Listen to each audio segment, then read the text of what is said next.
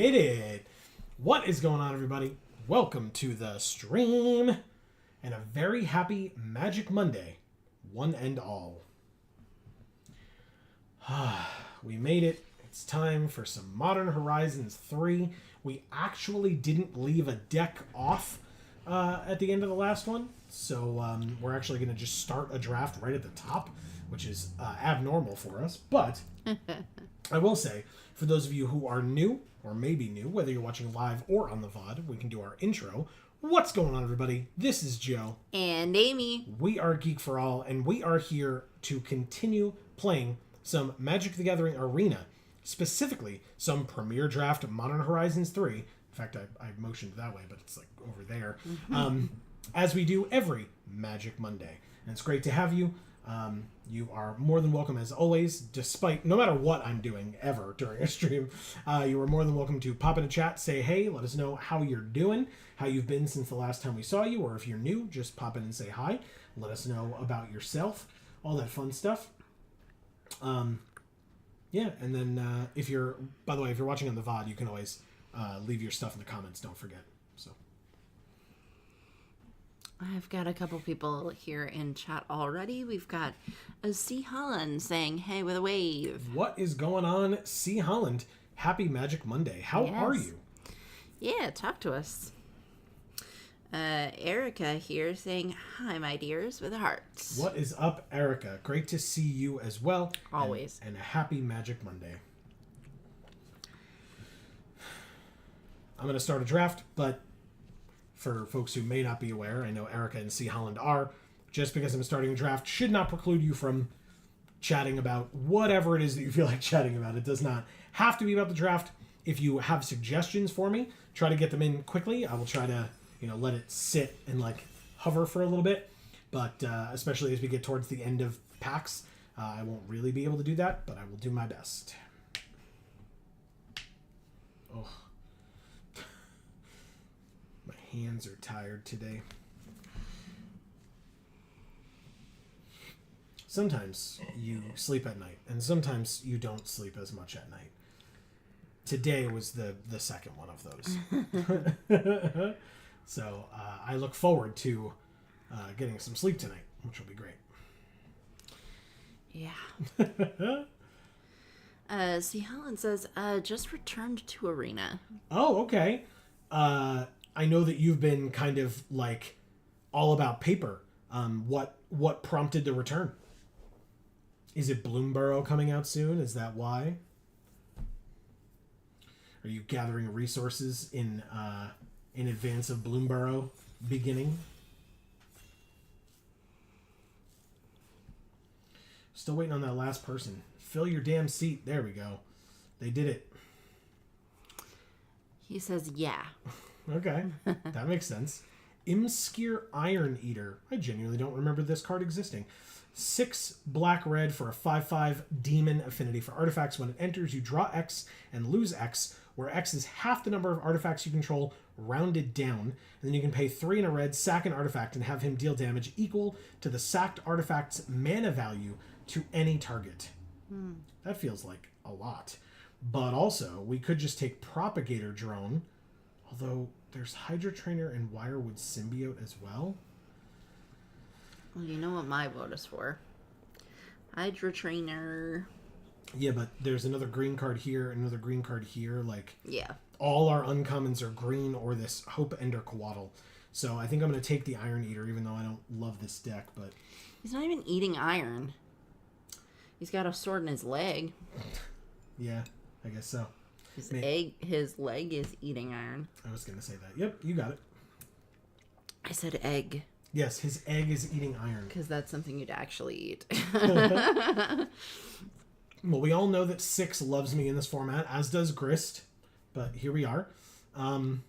Flare of Denial is a no. Envoy of the Ancestors, probably a no. Glasswing Grace I could take. It would allow us to splash white if we were looking in that direction. But otherwise, it could give something +2/+2 and flying and lifelink. It's 5 mana, though.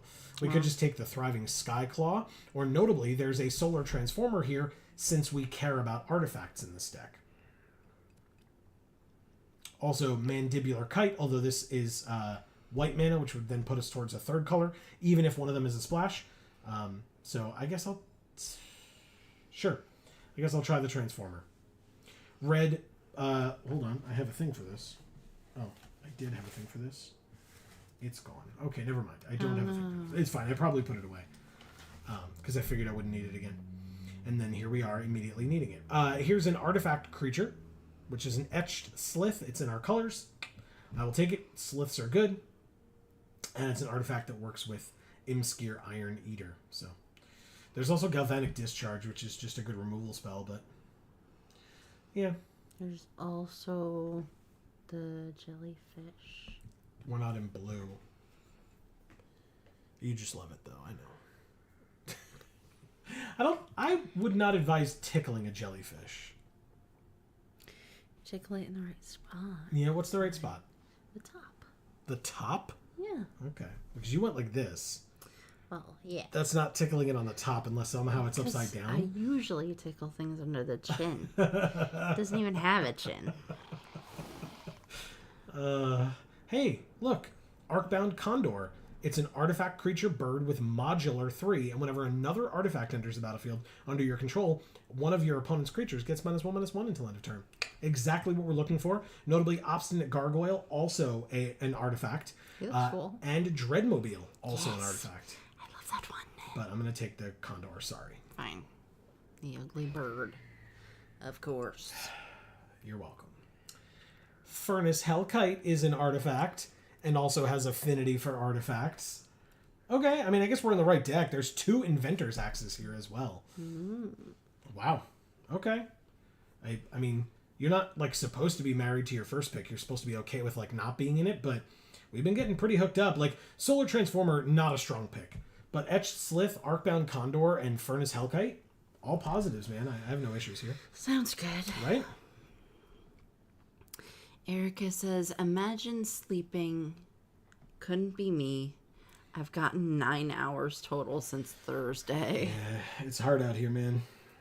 I just haven't been sleeping. Well, sort of. I mean, it's like, you know, depends on what time we go to bed or whatever. It's just a Jet Medallion. Our black spells cost 1 less, and it's an artifact, so our affinity for artifact spells will cost less. There's also a Molten Gatekeeper that's an artifact and in red. We are super in the right deck here. Obstinate Gargoyle also still here. Maybe I'm supposed to take the Gatekeeper instead of the Jet Medallion? I've seen a bunch of Gatekeepers. I don't remember seeing this Jet Medallion before. It's a rare, so less often than a common. But, yeah. Yeah. No, that's fine. I'll take the Gatekeeper. It works for both things as opposed to the Medallion, which only works for one thing. Oh, okay. So, Wheel of Potential, you get 3 energy, then you can pay X energy. Each player may exile their hand and draw X cards. If X is 7 or more, you may play cards you own exiled this way until the end of your next turn. This is red, green, white. Do they show Vanna when you play that card? When you play the wheel? No, they do not, unfortunately. Sorry. Wow. They're really dropping the ball here on Arena. Sure, I'll take the Consuming Corruption. I don't know that we're going to use it, but I'll take it. That's the thing that means that they're dropping the ball on Arena. The fact that there's no Vanna White. Yep, that's the one. I'll take the definitely nothing else. No, I'll take one of the Obstinate Gargoyles here.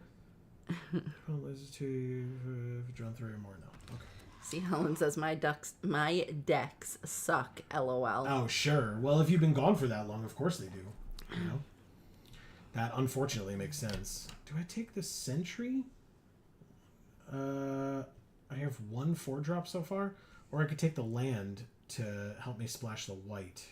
I'll take the Sentry. And Marcus is here saying sup. What is up, Marcus? Happy Magic Monday. Whenever a token you control leaves the battlefield, the opponent loses 1, you gain 1. This land is not helpful to us, so I'll take the Kite. It's an artifact, it's white. And I'll take the Obstinate Gargoyle. It's an artifact, it's part white. Inventor's Axe is an artifact in red. Okay, I mean, feels pretty good. Yeah, coming along. And Obstinate Gargoyle. Nice. All right, pack 2. The Necro Bloom. I'll tickle that.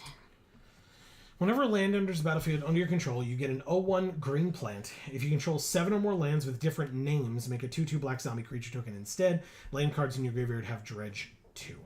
But there's a Phyrexian Ironworks right here. And that is 100% what we want for this deck. It's a red card. It's an artifact. It gives you energy for attacking, etc. Perfect. This card would not be bad. Idol of False Gods? Makes Eldrazi. I kind of don't care about that as much, but each opponent exiles top 3 until the end of your next turn. You may play those cards. This isn't bad. I doubt it comes back, but it's possible. Marcus says Field of the Dead in the command zone.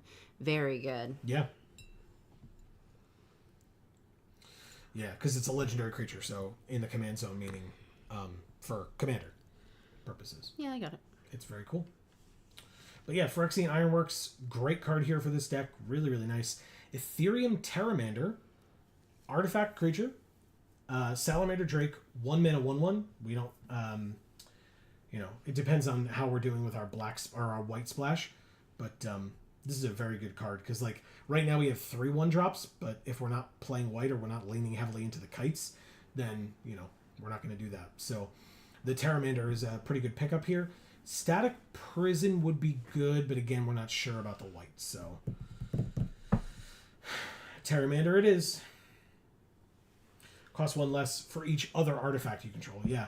No, exactly what we want. Exactly what we want in this deck. Gerrymander? Yes. That's exactly what people don't want. Stop gerrymandering. I was going to say, there are certain people that want it, clearly, because it keeps happening. Wow. So. Yeah. Wow. But yes, sensible people don't want it. Yeah. Hey, a mythic. But there's another Furnace Hellkite. There's a Gravedigg. There's a Cranial Ram. +X+1, where X is the number of artifacts you control.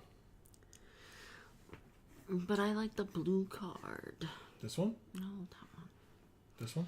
Yeah, look at that art. It's so pretty. Gorgeous. And that booty, though. I think it's just emphasized by the fabric. I don't think it's like... It is. Okay. Yeah, it's definitely this Cranial Ram. This land would be fine. This land would not be, but Cranial Ram is exactly what this deck wants, so I'm taking it.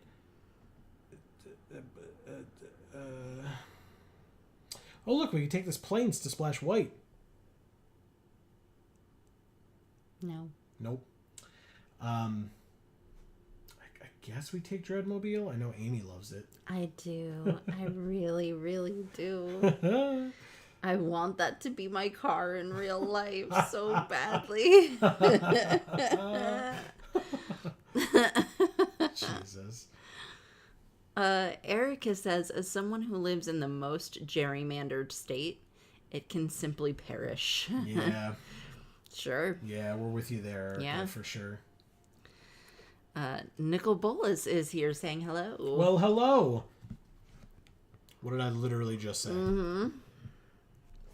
This card loves me. She does. She does just love me. I'm not taking her. There's Smelted Chargebug or Drossclaw. I mean... Chargebug. They're both 2-drops. How many creatures do we have? 10 versus 8 non. But this has living weapons, so it makes a creature when it enters. Fine, I'll take the Chargebug, Amy. It's cuter. That's why I picked it. Okay. I figured it wasn't for any real reason. Exactly. Why would it be? Okay, this is actually a white splash land. I was going to take this Accursed Marauder, which is not a bad card, don't get me wrong. It doesn't really work with our strategy, but on its own, it's just pretty good. But I'll take the Landscape because it's a black-white fetch land. Oh no, has there been an oil spill? It's a contaminated landscape, so maybe. Oh. You know what they say. Someone poisoned the water hole. I'm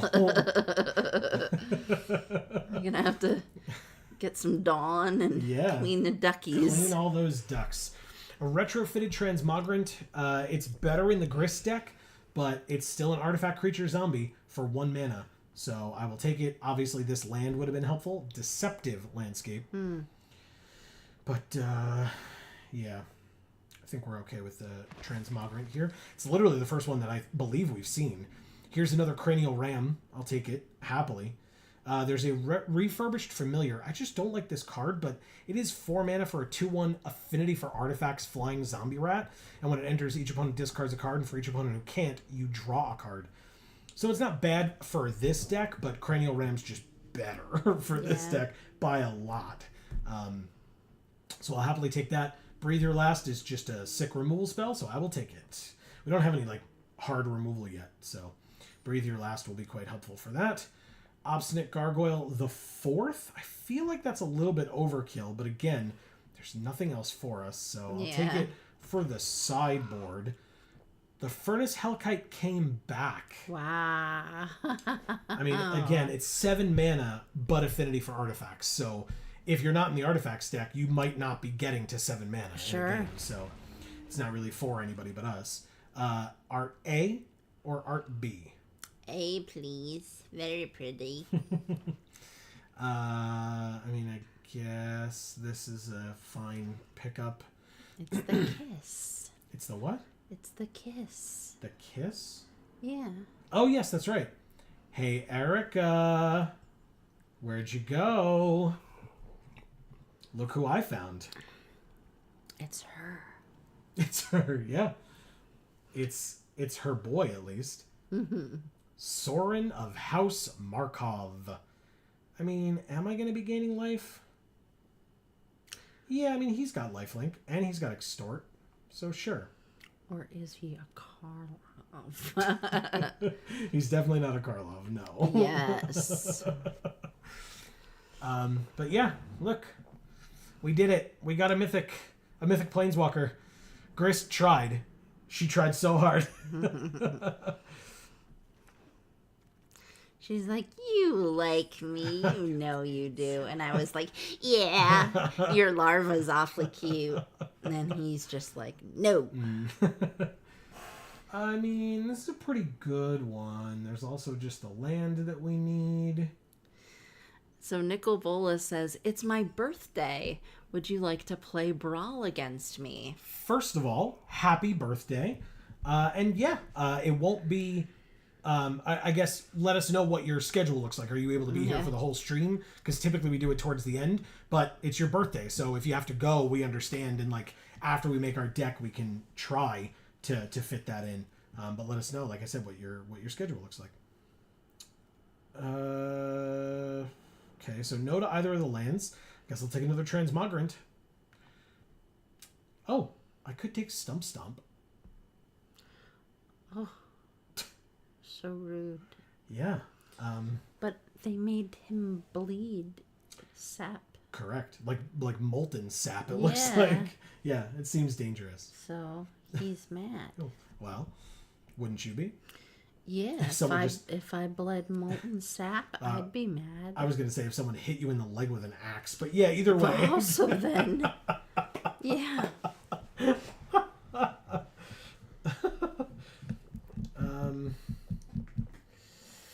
Threshold, Siege Smash, Thriving Skyclaw. I mean, like, none of the above. I'll take the Fetid Gargantua because we literally do not have any 5-drops. This will be our first 5-drop. I might just cut it later, but... Ooh! So, oh my god, there's so much in this pack! Flare of Malice. Each opponent sacks a creature or planeswalker with the greatest mana value. That's a great card.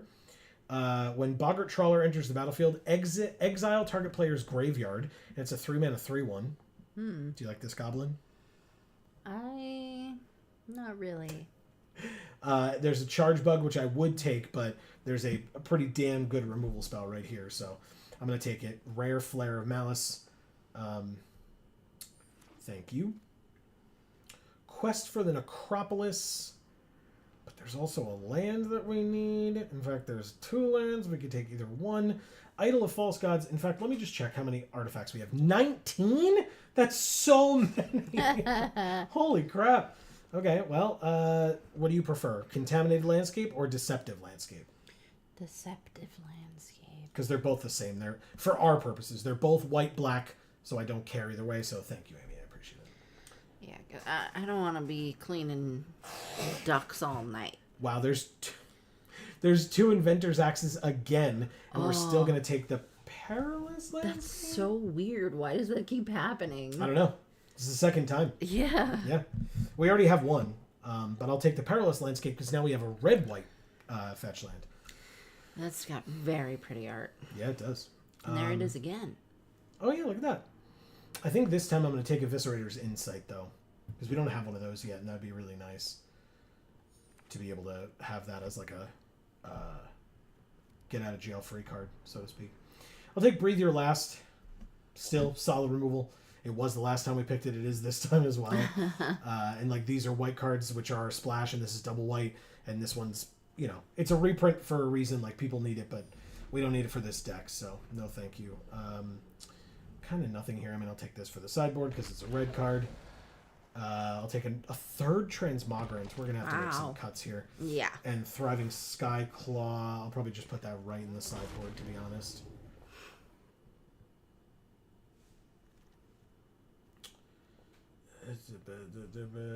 This one, because we don't have one yet.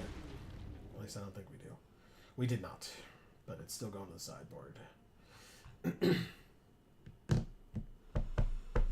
Nicobola says, yeah, I'll be around towards the end of the stream. Okay. Do not let me forget, because I have been known to do that. Erica knows quite well that she'll be like, oh, but what about this? And I'm like, oh, right, I did say that. So yes, don't let me forget, but I'd be more than happy to. Yeah, because then we'd have to say, oopsie poopsie. Amy. Yes. What sleeves are we using? What sleeves? That's what I asked, yes.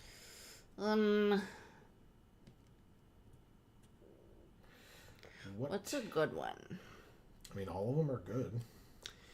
Yeah, a lot of them are good. In their own way. No, all of them are good in their own way. Oh. Let's do a pup.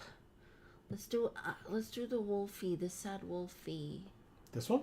Yeah. Look at him. Just needs a cuddle. And what companion do we want to use? Oh.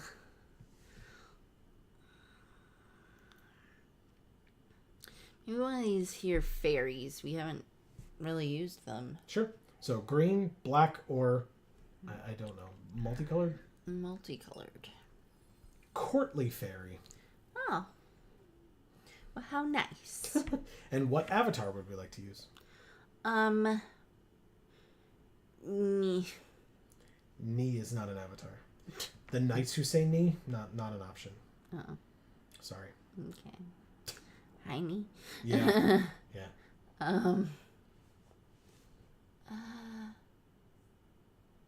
don't know.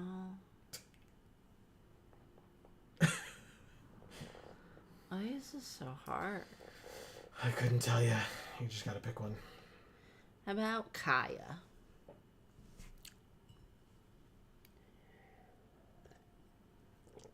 Am I an idiot? She's lower down. Oh, thank you. I was like, really? Okay. Oh, I didn't see her glowy pink thing. All right, so we need to make some cuts. Yeah, no, not on me. Nope. I'll take out one gargoyle. Marcus says, crazy to breathe your last. Oh. Crazy that breathe your last is a common. Yeah, it's an instant speed murder with upside. Like, I think murder is also instant speed, but you know what I mean. Like, it's murder. It's one black for an instant, destroy target creature or planeswalker, and you gain life for each of its colors. Nice. He also says, Kaya rocks rough and stuff with her afro puff. Amazing. Hey, everybody. I don't know what made me think of this, but we kind of talked about it a bit a moment ago. But hey, for those who are unaware, next week is a very busy week on this channel. Yes. A very busy week because it is the week before pre-release for Bloomborough, which means that on Thursday, we're going to have and probably, almost certainly, going to have an opening video coming out, a big one. So stay tuned for that. But more importantly, on Wednesday, live, right here on this channel, starting at like 5:30 p.m. or so. It's going to be late. Yeah, 5:30 p.m. Eastern, by the way. It will not be right as it starts. Joe has a new job and has to go to work. I'm in my probationary period. They're actually being amazing, by the way, and giving me opportunities to like do this stuff, but it's not like carte blanche. I don't get to just take the day off. But so we're going to be starting later than usual, around 5:30 p.m., but we're going to go for the usual like 6 hours or something like that. We'll go pretty late. But we are going to be participating in the Bloomborough Streamer event, sponsored by Wizards of the Coast. And that is going to be next Wednesday, the 24th. And like I said, at around 5:30 in the afternoon. Okay. Marcus says it's Hero's Downfall with upside, and Downfall is a rare. Very good point. That's right. Yeah. Yeah, so they just took a rare, made it common and better. Right. Makes sense, right? You did it, Wizards. I only have 6 swamps, so I'm probably going to get rid of Consuming Corruption. We have 4 white pips in the deck. And Solar Transformer adds 1 mana of any color as well, if we really need it. So I could probably cut... I feel like this is kind of a cool deck. I think so. I hope so. It really was hooking us up, you know. I'll cut the 5-drop. We don't need that one. I'll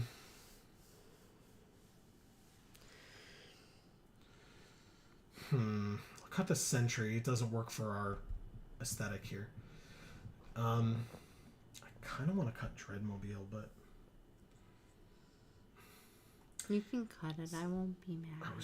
I was literally just gonna say somebody would be upset with me if I did. This only equips with energy. Damn. How many artifacts? 18 still? Yeah, we can cut Inventor's Axe. We're not doing a lot of energy stuff, and if we are, we want to use it for the Ironworks. Like, you know, we've got some here, and some here. But, are we playing Monopoly? Why? Isn't Ironworks one of the nice things you can take in Monopoly? I don't remember. That's a good question. I know there's Waterworks, but I feel like Waterworks. There's Ironworks as well. Maybe I'm making that up. We're playing part white, so this will be our our deck box. Yes, please. Okay. Well, guess what? That's the deck. Wow. Let's get started. Okay. I feel like that was pretty painless. Yeah, it says that we're 4 colors, but it's a liar, so. Yeah. It's just that Stump is part green. It's just that we don't have any way of making green in our deck, nor do we need it because we have ways of making red, and it's green-red hybrid, so. Yeah, you know, there's that. Godalope is here saying, hey. What is up, Godalope? Happy Magic Monday. Yes. We were just saying we're having another big stream on Wednesday. Not this Wednesday. Next Wednesday, the 24th, for the new set release in Bloomborough. It's going to be exciting. This hand feels real bad. Our opponent mulliganed, so mulligan. This hand actually is much better. Okay. Much better. I'll just get rid of the white splash. They said hello. Well, hello to you as well, opponent. And they're going first. And we drew a 3rd land. We got there, y'all. Fantastic. Okay. It's spelled differently, but I can't say I love their name. You're gonna kill all our bugs. I was like, because of mosquito protection? But yeah, you're right. Okay. Metastatic Evangel is a 3/1. Whenever another non-token creature enters the battlefield under their control, they proliferate. I mean, it's a 1/1 flyer. I can't block anything but flying, so let's go like this. Good. Let's play the Charge Bug. Sure. Energy. Pass. I guess they could technically kill us too with enough exposure. I mean, DEET is the poisonous thing It's true. that is in bug spray, which is why, you're not supposed to use it. But. It's true, yeah. Okay. Hex Gold Slith. The Aesthetic Evangel proliferates their own energy. Nice, very nice. We drew another land, so let's go ahead and play the... Well, I guess we go to combat with the flyer. The nice thing is our 1-3 is holding back their 2-1, but also now our 2-3 is holding back their 2-1 as well. Because if the Slith gets in for damage, it's going to get bigger, and then as they proliferate, it's going to get bigger. So, which is very scary. It always gets bigger when it gets in. God damn it, Amy. Alright, so they proliferate their energy again, and then we each sack a non-token creature. It's probably this one. Yeah, it's this one. That's fine.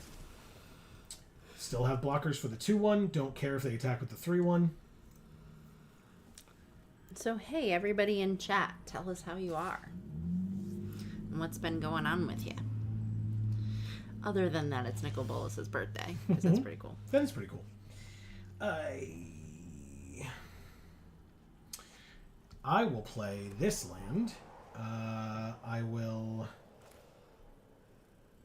go to combat and attack for 1 again in the air.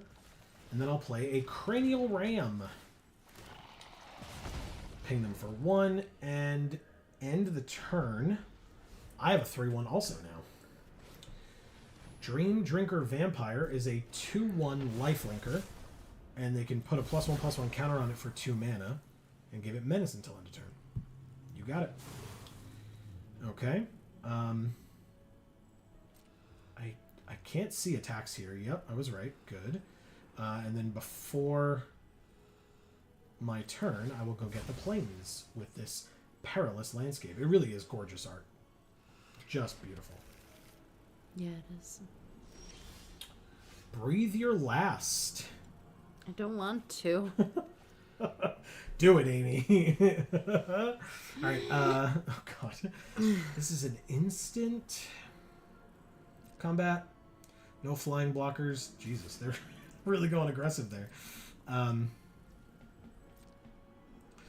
Hit them for 1 again. They go to 14, and we end our turn. I'll keep up the patented Geek for All handland.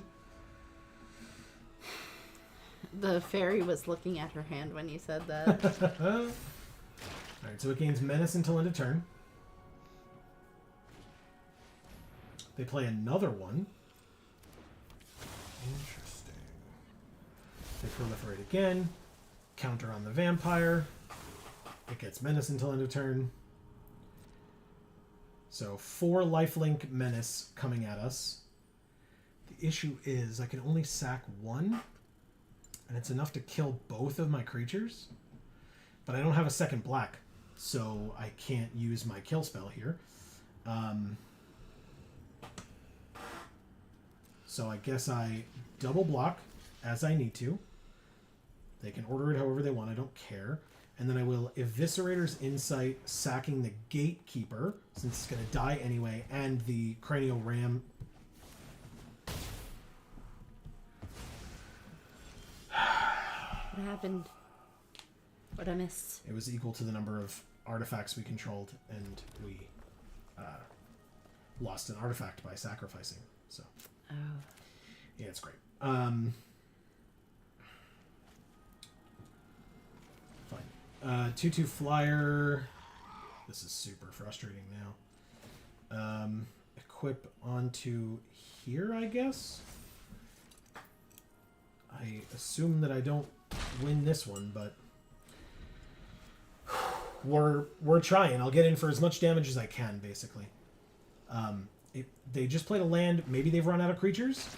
Okay, so that one gets menace, sure. But I can block the other one, which I will. Yeah, okay. So they gain... Oh.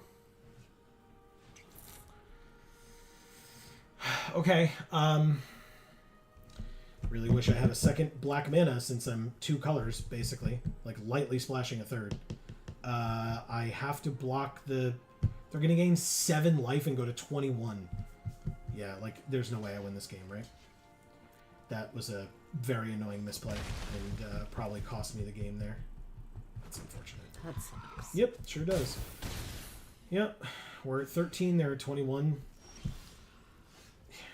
And I draw my splash color, not my actual color that I need. Sure, whatever.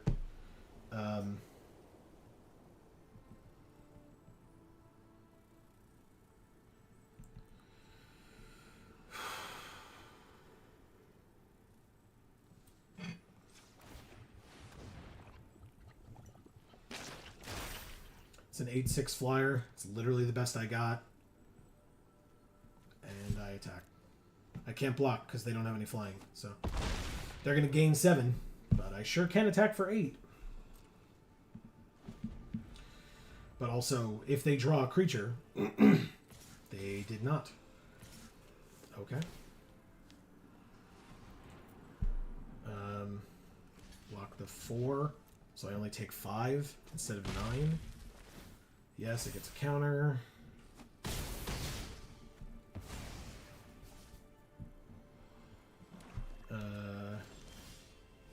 Mandibular Kite. It's not really good enough, but sure isn't a black land. That's for damn sure. Guess we'll play the Gatekeeper. We'll unearth it. Play the Kite.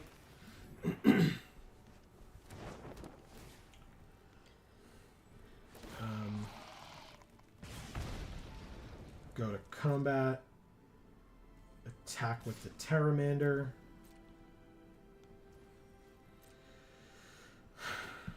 They go to 10. And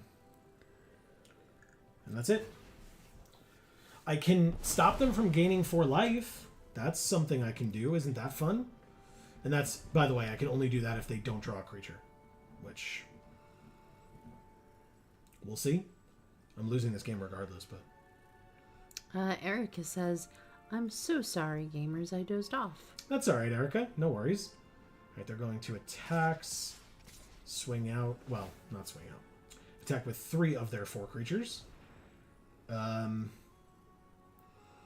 Erica, did you see our pretty companion over here?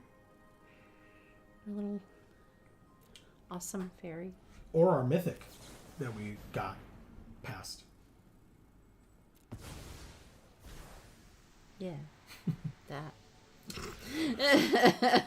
Still can't draw a black land. I mean, I can use this to go get one, but it sure will take 2 turns, which I don't have. So, sure can't draw a second black land. Nope, still can't do it.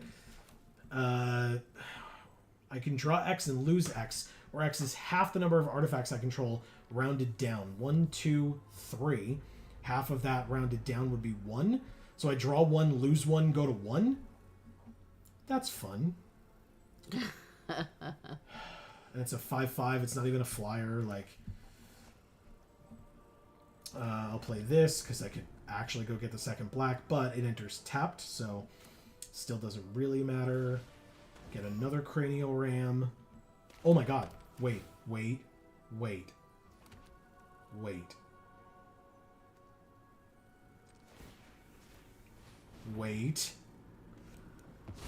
You sound like the crossing. Oh my god.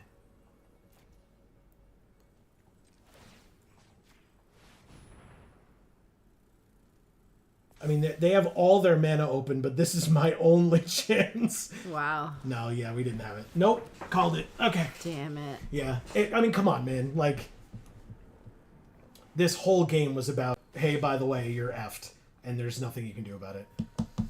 Marcus said, way to find the line, Joe. I mean, I drew the card. I was grateful for it, but no shot. -12. Thank you, Deet. And they were at... But thank you, Marcus. Obviously, I appreciate that. They went back to exactly 20. Bastards. That hurts. Yeah, no, that one hurts. Yeah, that like I sucks. said, big misplay for me. Like, I just should have not sacked the creature. I was nowhere near that swamp. It just wasn't going to happen ever. So Not that I knew that at the time, of course, when I sacked to try to draw 2 more cards, but sure would have been nice. That's okay. The deck works pretty nicely, it seems. God of Thunder 666 is who we're playing now. Wow.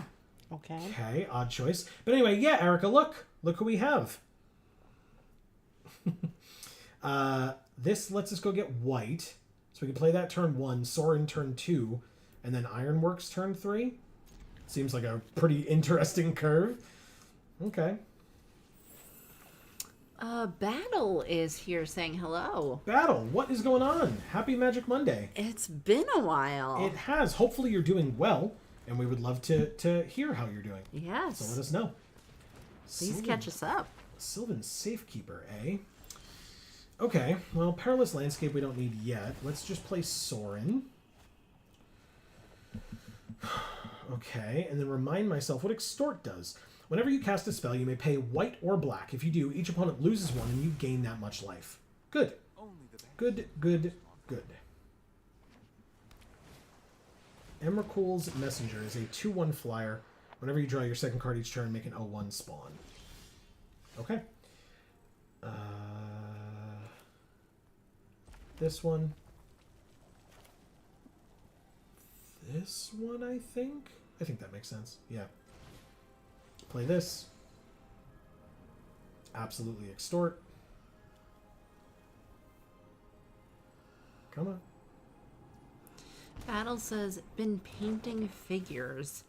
Got a new job and starting a business. Ooh, what business? Tell us more. Yeah. If you can or are comfortable, of course. As with literally anything that we ever ask. Like, only as much as you're comfortable doing. Tell us more.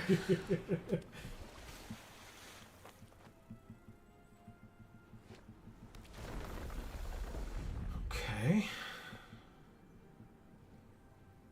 Interesting. Okay, so they could triple block Sorin now and kill him. But they couldn't do that prior to this.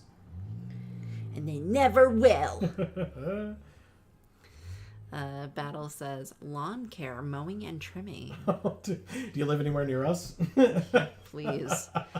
For the love of God. I've got 2 clients for you already. One of them's us. I was going to say. Second one of them is not us. Let's play the black. Let's play the Ironworks. And Extort. I wish I lived near you. I'll say no attacks, I guess. Again, triple blocking Sorin is not helpful. It's a 1-for-1 trade at that point, and I just lose my mythic for it. Not really worth it. Next turn, we can... Oh, we're off by 1 land, actually. Damn, I guess I should have played this. Oh, but it wouldn't have mattered. We would have tapped it anyway, because we're playing this with Extort. So, never mind. Oh, it's a 4/3 flyer. Well, thankfully I have a 5/5 flyer next turn. No blocks. Down to 19. Yes. Hey, drew the red we needed. All right, deck, making up for last game. Beautiful. I see you. I appreciate you. Thank you very much. Let's go to combat and attack for 2. Get an energy.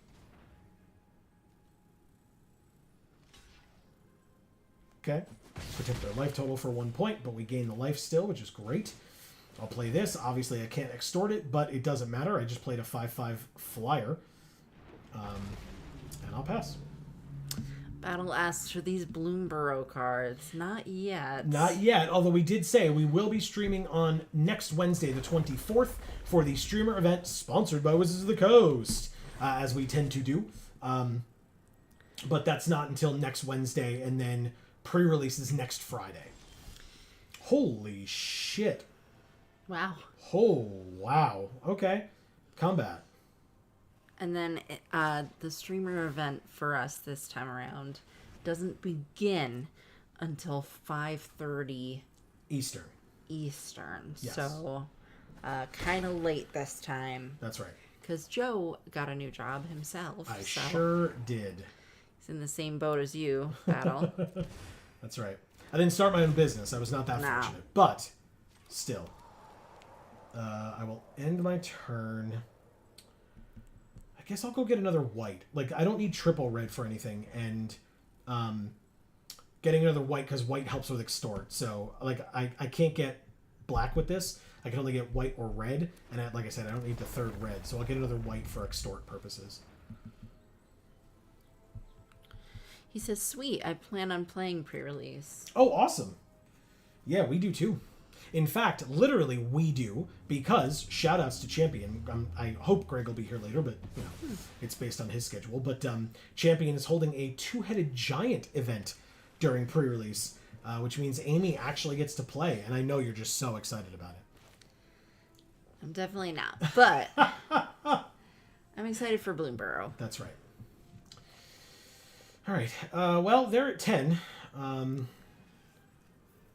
Let's go to combat. We're at 21. And let's attack for 10. He says, nice, my job is in steel manufacturing. Oh, okay. That's pretty sick. That is cool. All right, so chump blocking to let themselves live. I think I pumped this twice. Like, there's no reason not to, right? 7. I pumped my fist twice. Oh, I didn't notice. They have a response. They're going to bounce it or something? Or, like, fight spell?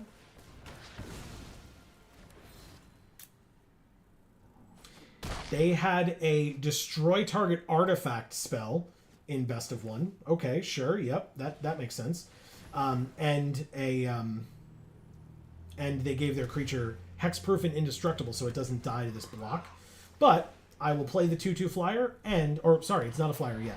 I'll play the 2/2 gargoyle and make a 3/3 golem and pass, keeping up the patented Geek for All handland. Yeah. But they're at 9. Nightshade Dryad with Death Touch. No attacks on their part. Very smart. Cranial Ram. X number of artifacts you control. I mean, so it's going to be 5. I'll extort by paying the 1. They're at 8. He says, what is the bolt and number? Oh, these are energy counters, which originally was from Kaladesh, but is in Modern Horizons 3, which is this set as well. I'm going to go ahead and... Oh, I guess I could have put it here. You fool. That's fine. In fact, I can still do it, can't I? What does this cost? 2 to equip? Yeah, it was silly of me, but whatever. I want to actually win this game, so let's see if I can equip over to the Obstinate Gargoyle instead. Because basically it's going to be modified now, so I have 3 flyers now. And I guess I just swing with everybody but Soren. I'm at 23, so I'm not worried about any of that. But yeah, 3 flyers. They have 1 flying blocker. They're going to block the 8/3. They take 6 in the air, and then they have the 3/3 on the ground to contend with, which they can block with whatever they want. They have the blocks for it, but the 1/1, which then just dies, right? This would give hexproof or shroud, same thing. In this instance, at least. Okay, it comes back with persist. They adapt 2 to get it back, I guess. Oh, the flyer. Okay, sure. It doesn't matter. There are 2. We're fine. We have multiple flyers here. In fact, 3 specifically. And they have 2 things that can block flying. And they cascade into a card draw. But I don't think they have enough mana. Oh. Do they have a land? Oh, they can use the Eldrazi spawn. Because they can play their Emrakul's Messenger here to have 2 flying blockers, which sort of helps them. But if I draw a spell as opposed to a land, then they're dead thanks to Soren. They conceded. Oh. Thank you, God of Thunder 666. But okay, but let's talk this out, because maybe I'm missing something. I draw a land here, right? 1, 2, 3 flying attackers. They have 1, because again, they can sack the spawn to make 1, and this is blue. Oh, but it deals 1 damage to you. I don't like these lands in this set, because they do that. The only way they could tap this would be if they then took 1 damage in the process, and then they would die. That's what I missed, and there we go. There you go. I didn't get a chance. You didn't get a chance to. I said it already. Did you? Yeah. I'm so sorry. Battle says what? Yeah, the set Kaladesh had alternate resources. So like you would have mana in your mana pool or whatever, now you have energy as well. And so energy is a new resource. Well, new.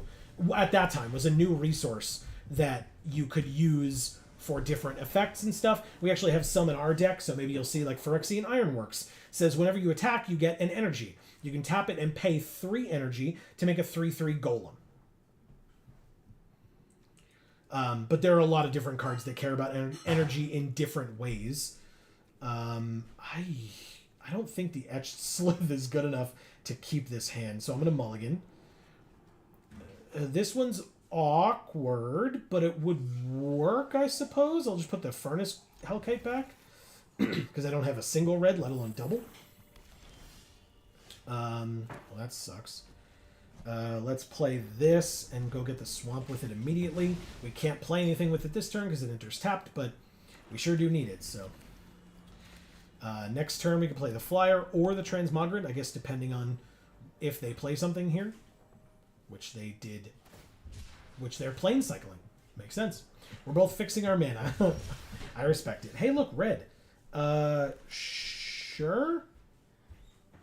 Yeah, because I don't have a second black, right? But I kind of want a second black. So I'm actually going to do this because I can't play both. Sorry. Thank you. You're welcome. Thank you. I will play the Flyer, and I will go get the second black because we have the white and the red in hand, but we know we need double black for this. So let's pass. That is an instant, but I would have to sack my Terramander, which I don't want to do.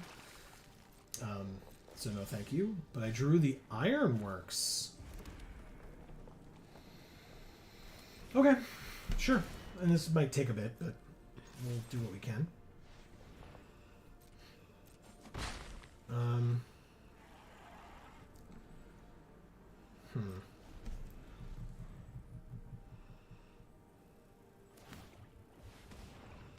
Okay, they adapt. They're at 4.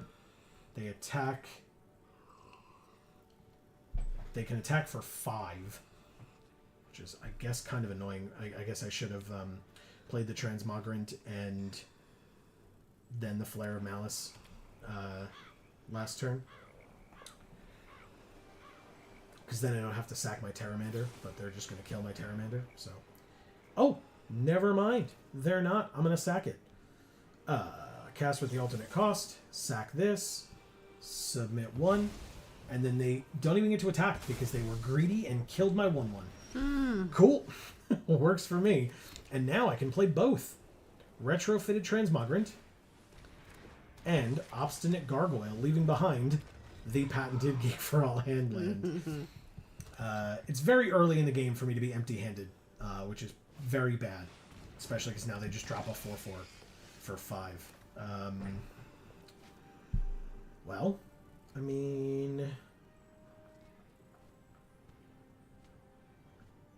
combat, swing for 2, get an energy.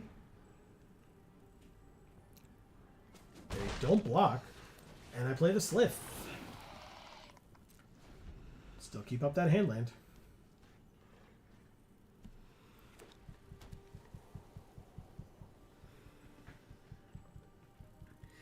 Battle says, I thought I heard 666. You did. Yeah. Their name was God of Thunder 666. That's right. That was our opponent last game.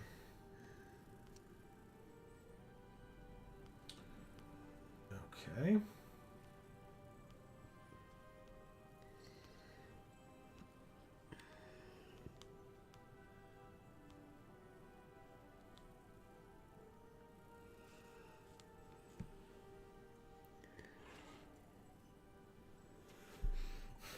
says, oh.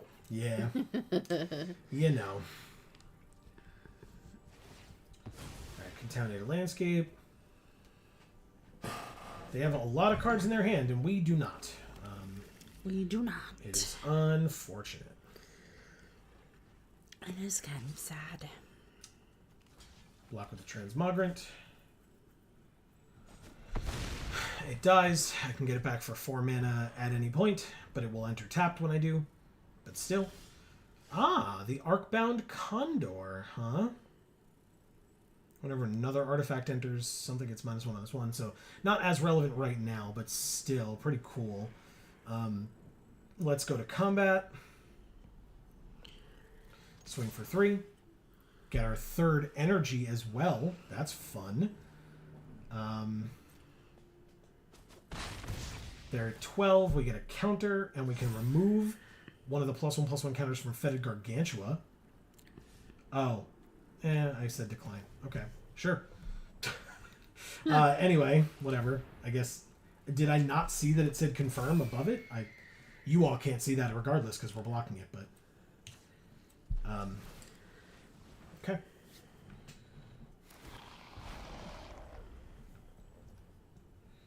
I don't want to play the Handland. I want to keep it up.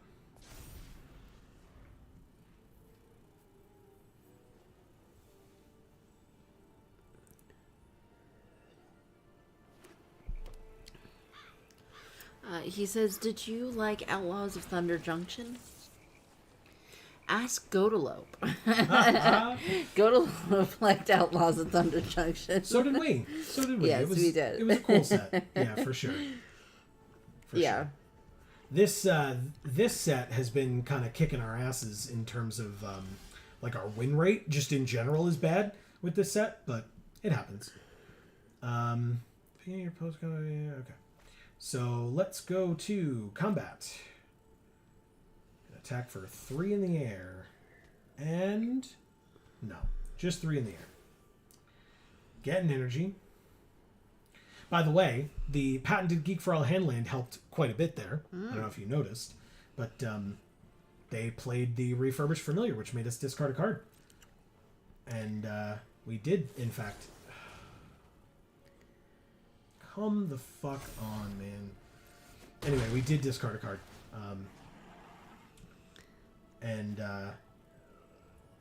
It was the land. But if we hadn't been able to discard a card, they would have drawn a card. So it was actually quite helpful. Sorin, please. He's soaring, all right. Through the sky. Little Einsteins. That's right, little Einsteins. Cursed Wombat. Okay, they put another counter on it so they can draw 2 and lose 2.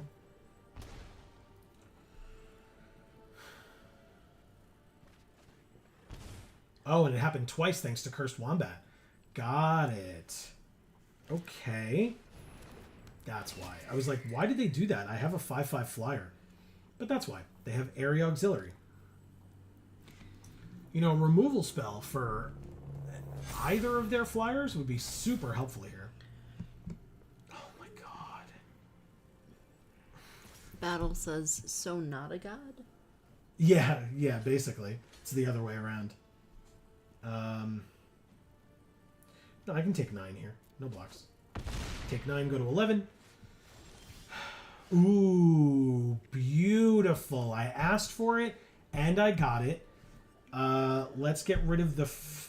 Oh, it's an instant, though, so... Combat. 5/5 flyer. Get an energy. They only block with that, huh? Okay. Kill it. Extort.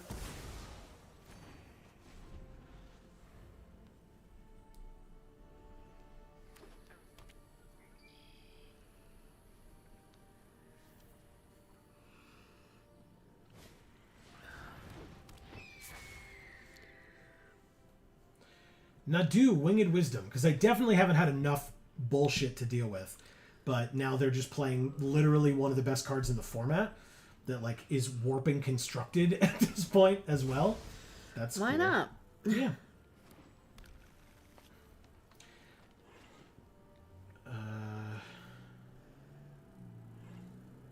And it's a flyer because, you know,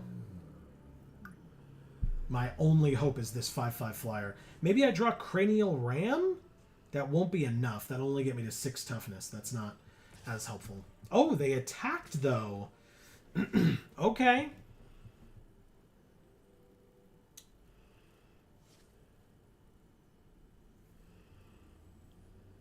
That's an interesting choice. They put me to 10.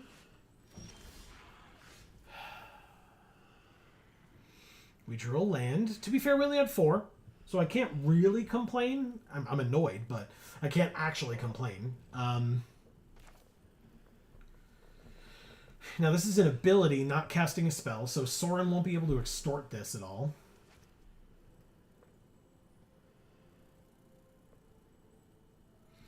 But basically, if I attack, I'm... Well, no, I guess I'm not dead. So I attack. Let's do it. 6 in the air would put me to 4. I'm also going to make a 3/3, another 3/3, I should say, on the ground, which is very helpful.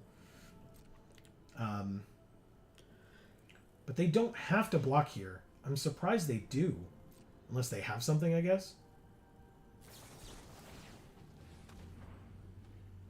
Of course they do.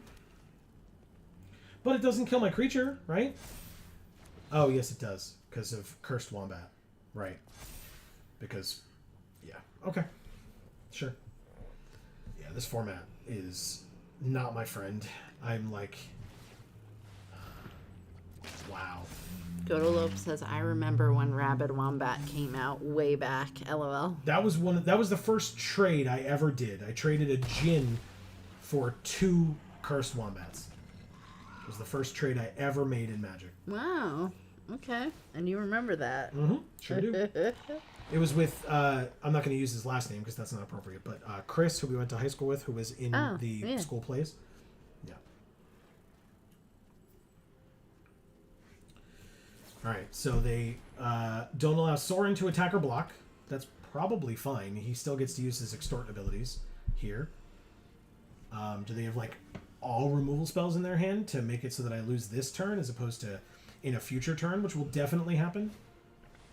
They have the Hunger Tide Rises, so that's not as useful for them this turn. I mean, they get a 1/1, sure. And they get Expanding Ooze, which is not a bad card, but not incredible for them. But they did get to play 3 spells this turn. So, or, no, I guess, yeah, 3 spells. Dog Umbra, Expanding Ooze, Hunger Tide Rises. Pass to attackers.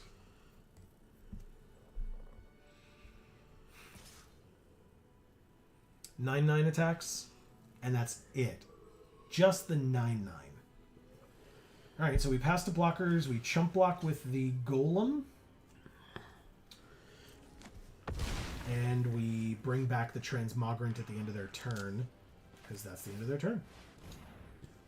Okay, it's a 3/3. We drew another Breathe Your Last. There's like 0 way that helps us win, right? We kill Nadu, we gain 2 life, but we can't do anything about it because they just have a 5/6 and a 9/9 and another 3/3 flyer. So, oh, but they have nothing in hand right now, so no attacks. I'm gonna use this now though.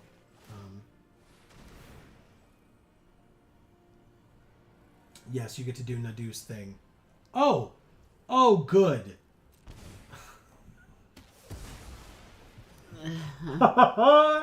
In response to us killing Nadu, they just get a mythic off the top of their library. That makes sense. What? Definitely equivalent top decks on both sides of the battlefield here. Sure. Definitely equivalent. Okay. And they top decked another flyer.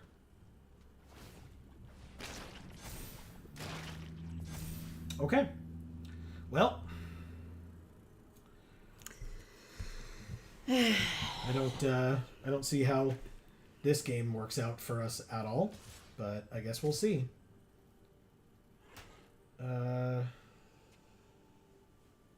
Oh, they're going to draw 2 and lose 2 again?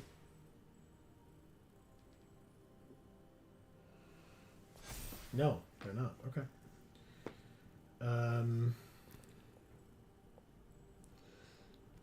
Block here. Go to 7. Okay. 7 to 6.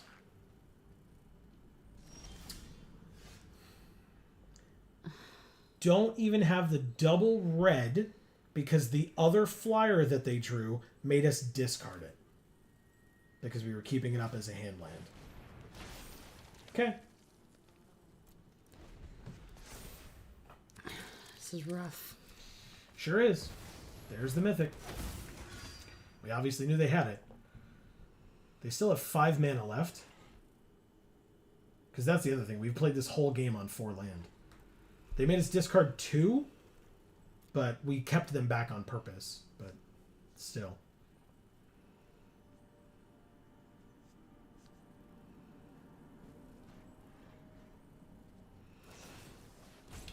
Thraben Charm for 18 kills our 1/1 flyer.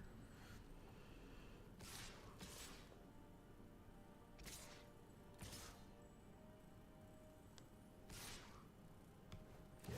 Does it matter? Alright. I don't need all that. Thank you, Flama the Gladiator. Yep. Okay. That's 1 win, 2 losses. Is that correct? That's what I feel like it is. Sure is. Okay. Well, we're not over, or we're not done yet, so let's do it, shall we? Oh, God. Ugh. Readjust in my seat here. It's so hot. Hey, look! Justice for all. Yeah. Who the hell is this person? That's not red, it's white. Can't keep it. Erica says, I see the games of magic are going as well as my body feels. Yeah, pretty much. What are we doing? We're going to get rid of Breathe Your Last because it needs double black and we don't even have a single black. Although hopefully we'll top deck it right now. Damn it. I really thought that would work.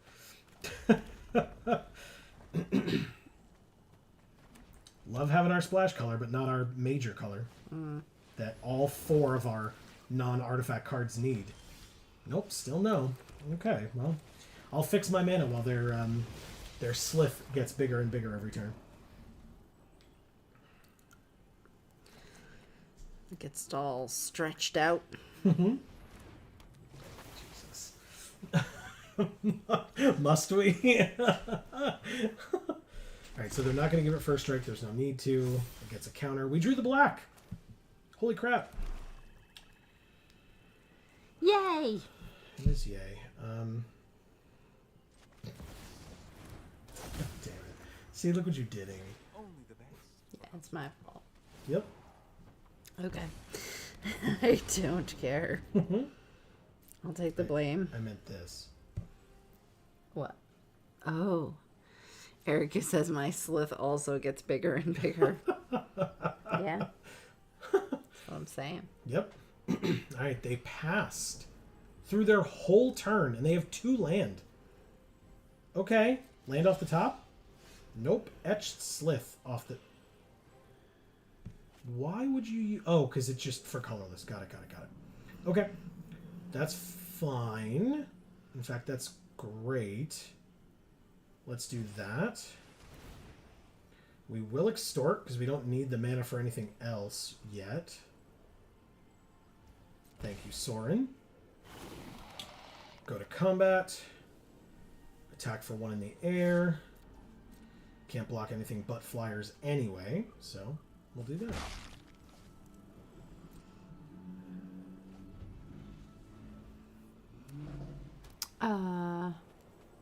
Godolope says, ha ha ha, Erica. And Erica says, my Slitherus. God. If you will, and I hope you won't. Yeah, we all hope you won't. Oh, no, I will. I absolutely will.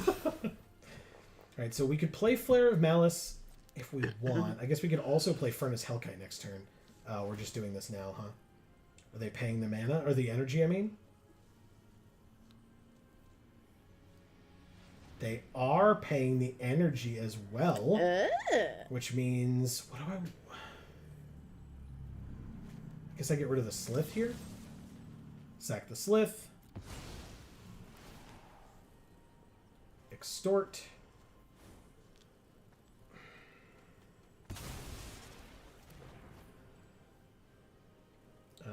No blocks.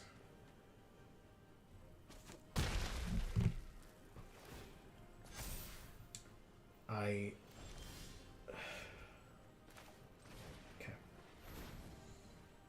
I can extort this as well. That's good.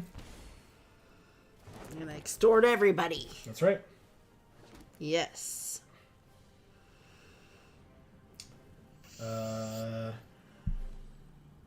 Swing with both, I guess. That makes sense, right? It all makes sense. Godolope says, if it's very rare, ... is it considered a Slithic? Nice. Nice. A Slithic rare. Yeah. Oh, good.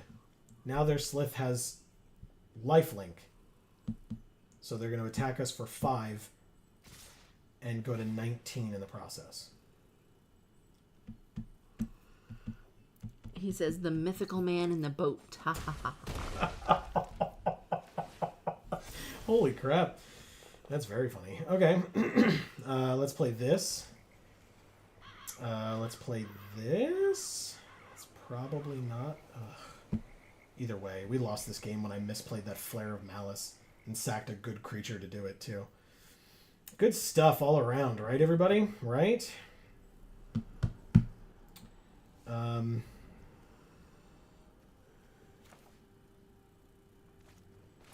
Guess we do this. Why would you do it that way? Tap this for colorless. Tap this. This for red. And this. And play this guy. Then you extort as well. And then you attack with one of the flyers.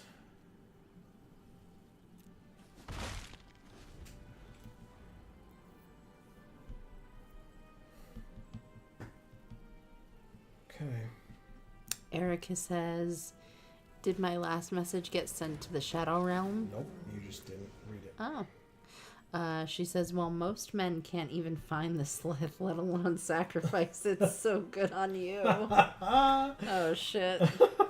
Oh, look, there's 2. I can't see them. What are they? They're, fungi. Oh, okay. Little sapperlings.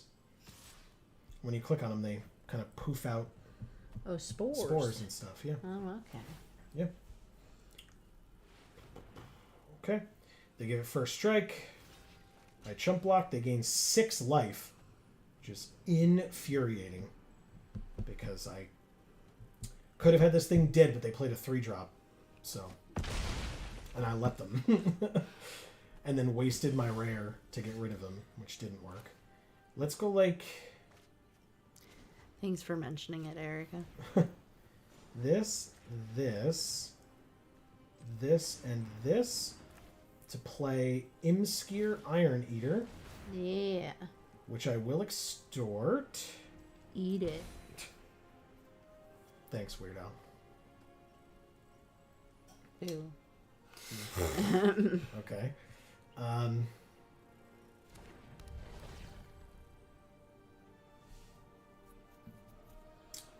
Okay, so I draw X, lose X, where X is half the number of artifacts I control, which is 2, and I go to 11. We have 2 retrofitted transmogrants. That's cool. I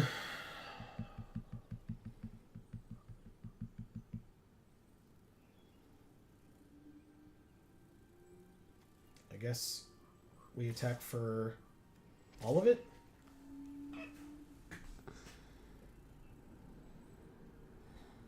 Yeah. Attack with both flyers for 6.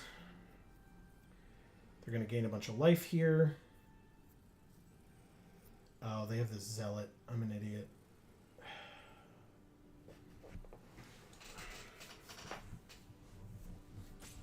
fine. It's fine. Because basically they can tap my Iron Eater, but like if I sack Soren, it's not the end of the world. Soren literally hasn't flipped for us ever. We have no other life gain in the entire deck. So he's kind of just here to make everything cost one more so I can make them lose one and us gain one. But they're just going to tap it down with the Zealot, I assume. the Iron Eater, and then make me sack Soren to block the Slith. We'd gain 1, they'd gain 6. It's just like I said. And then I can use Imskir's ability to sack the Hellkite to kill the Slith. But yeah, I definitely block. Congrats on gaining your 6 life. You sure did it.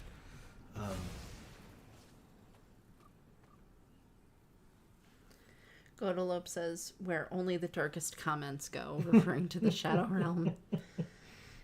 He says, repairing my printer again, then back to printing more Pip-Boys. Oh, hell yeah. Very nice.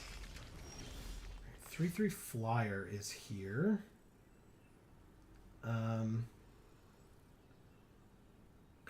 Combat. Swing for 5. If I get in for 5 for free, that's even better.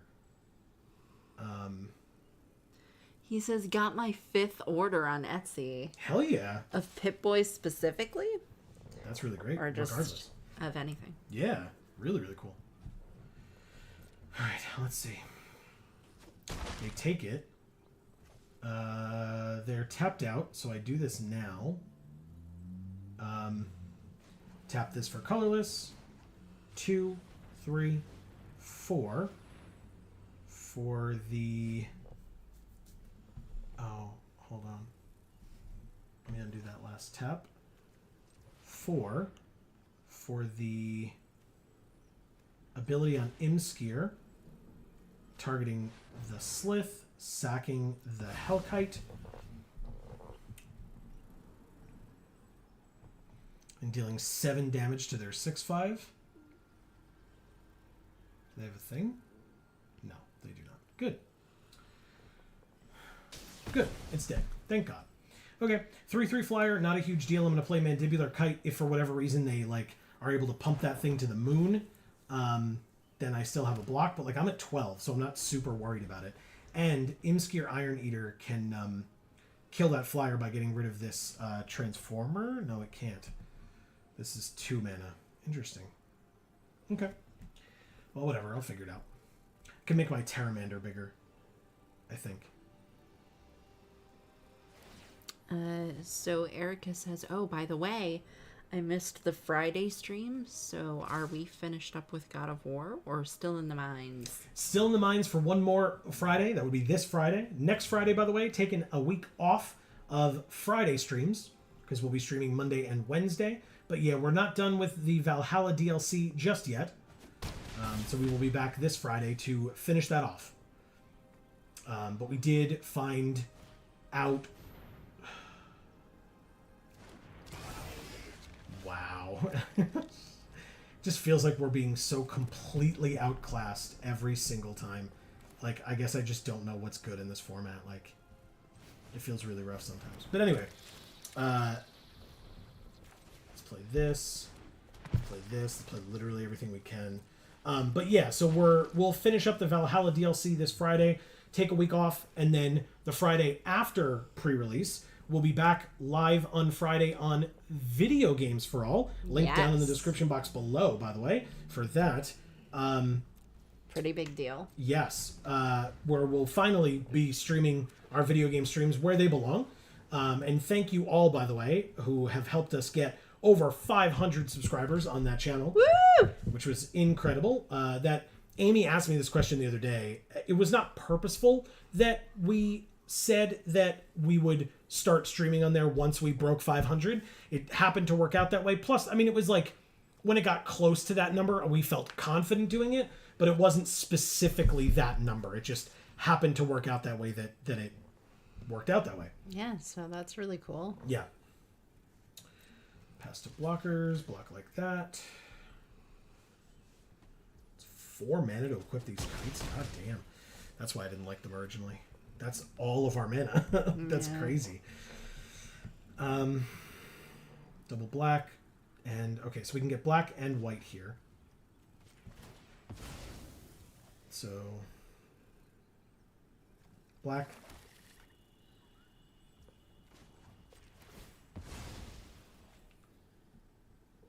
White. Beautiful. Okay, and then not draw a land.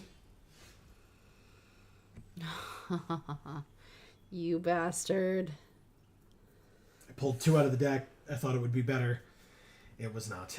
Let's play this land. Let's pump this thing. It costs 1 mana to do that. Wow. Incredible. Okay. Well, now we have a 5/5 flyer. I'll use the kite on the... one of the transmogrants. One of the kites. On one of the transmogrants. I actually think that's worth it. And then pass. I guess. Yeah, they can't tap it anymore, so no attacks. I'm at 2. They're at 17. Let's be a little smart here about what we're doing. They have 2 3/3s. They're both lethal, and so never mind. They win. They play a third 3-powered flyer, and I can only deal with 2 of them. So there we go. That's game. I'm not even going to bother wasting my time. Thank you, Justice for All. Again, I don't know who these people are, but interesting. They have a cool name. Yeah. Okay. Well, we completed a daily, but we also got 1 win with this really cool deck. Like, super synergistic. Yeah. But maybe it was just that nobody likes this deck, so nobody was picking any of the cards. Well, yeah. Okay. Let's open some packs to make me feel better about myself. Nickel, are you still here? Oh, wow. We literally have 1 pack to open. Oh. That's sad. Okay. Well, we did open a lot recently. Sure did. Godalope says, plus another order from a friend from high school for dragon and dice related stuff. A dice tree, dragon egg, and Anubis flexi. That's awesome. Nickel says, I am here. And Marcus says, we're on a call. He'll be back in a sec. No problem. Take your time. I will take my time looking at this sweet mythic that we opened in 1 pack. Arena, I guess, was like, look, we've been really mean to you today and for the last, ever since this format has been live on our platform. So here's this nice mythic for you. And it's an actual mythic, and it's the art that you wanted. Yeah. That we had the opportunity to take in draft and did not. So this is Shadow of the Second Sun. So if you remember, there was a card called Approach of the Second Sun. Oh. There was a white card from Amonkhet that was super expensive. Hold on, I can find it. Approach of the Second Sun says it's 7 mana, 6 and a white for a sorcery. If it was cast from your hand and you have cast another spell named Approach of the Second Sun this game, you win the game. Wow. Otherwise, okay. So the first time you cast it, though, otherwise, put Approach of the Second Sun into its owner's library, 7th from the top, and you gain 7 life. Wow. So it tries to help keep you alive long enough to be able to then cast it again. This card is good. Yeah. Okay, so it's sort of akin to that card. Well, so this is Shadow of the Second Sun, 4 blue for an enchantment aura enchant player. At the beginning of enchanted player's post-combat main phase, there is an additional beginning phase after this phase. The end step happens after the added untap, upkeep, and draw steps. Oh. Okay. Interesting. So you draw again, which is what helps your second sun, right? Sure. Because it's 7th from the top. So you're going to try to draw into it. You're now drawing 2 cards a turn. Plus, if you're playing a blue deck, presumably you have some card draw in there. Yeah. And or the white would help you with that. So, because that's the idea basically, is you, for that type of a deck, is you cast Approach of the Second Sun, get it 7th from the top, and then just draw as many cards as you can until you draw Approach of the Second Sun again, play it again, and win the game. Right. Cool. Yeah. But yeah, apparently that's our first one of these, which is fair. I mean, it's a mythic. So there we go. Nicobola says, ready for your player info when you are. Perfect. Here it is. We are Geek for All number 23881.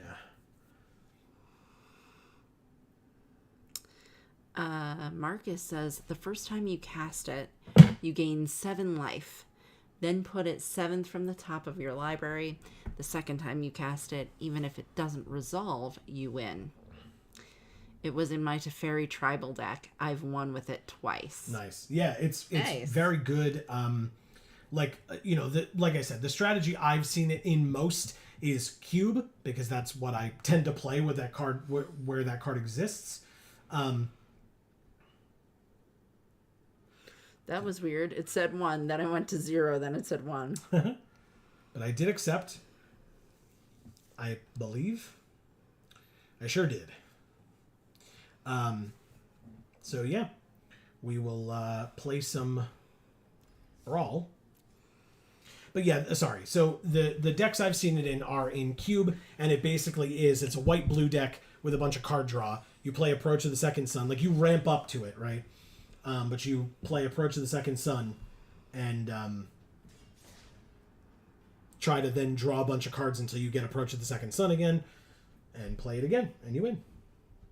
We're playing against Bolus Did Nothing Wrong, whose birthday it is, by the way. Happy birthday.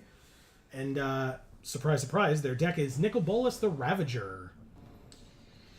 We can't keep this hand, so I'll take my free mulligan. Thank you for asking. There's some ramp, and we have 3 land, so I will take it. Now, notably, no red. And we need that for both of these, but this adds 1 mana of any color, so I will still keep this hand. Marcus says, he's a Bolus apologist. It's weird. Well, Marcus, it's his birthday, so you gotta be nice. We drew Teferi's Protection. Interesting. Okay. Well, we're going to play this Honored Heirloom on curve, or at least we're going to try to. Hey, look, Cold Steel Heart. Mox Amber, huh? Okay. Perfect. And the Epicure. When it enters, it deals 1 damage to each opponent, and I make a blood token. Beautiful. Nicobolus the Ravager is here, and I have to discard a card. He's gonna ravage us. I mean, it seems that way. Erica. Cast. So yeah, Chandra's gonna go away. Sorry, Chandra. Love you, but I can't keep you. I guess it's just Ginny Faye. It's Ginny. She's here. End the turn. But now Mox Amber taps for 1 of 3 colors of mana, which is great. AKA the 3 colors of mana that our deck is. Aw, Ginny dies. Bye, Ginny. Hey. It's hard removal. It's the stuff that I want. Oh, she's back over here, though, so that's fine. That's what happens. If she would die, go to exile, go back to your hand, go to the bottom of your library. Any of those, you can choose instead to put her back in the command zone. They search for an instant or sorcery, reveal it, put it into their hand, and then shuffle.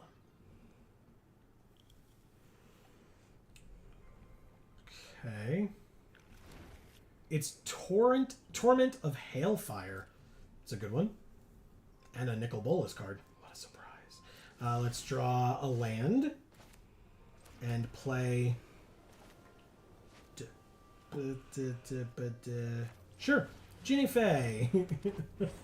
Pass.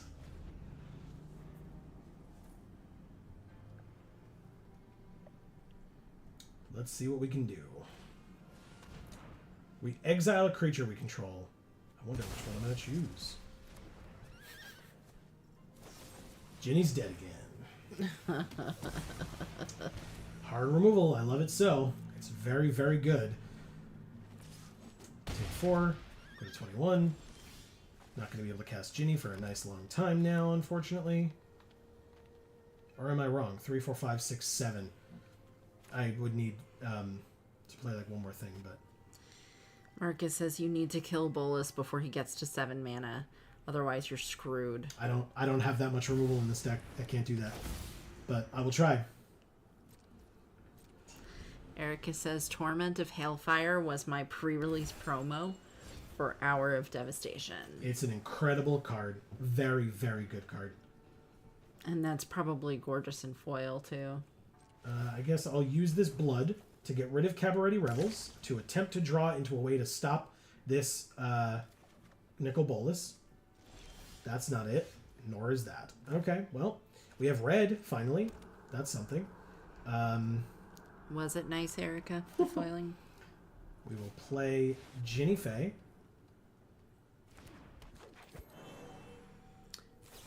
And she's dead. Okay. Every time. Yep. He really hates Ginny. No, he just really hates that we've only played 2 creatures this whole game.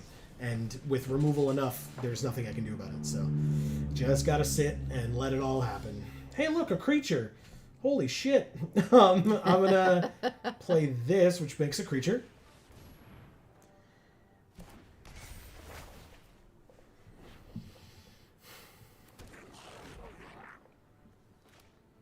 I'm gonna... Oh, discard up to 2 cards. Why is it on chapter 2 already? Oh, doubling season. Oh. Ew. I was like, it's 2 creatures, not 1. Hey, look, a land. Enters tapped. Play the shield hair. There are 3/3s and pass. No cards left in my hand. 4 cards left in Nichols.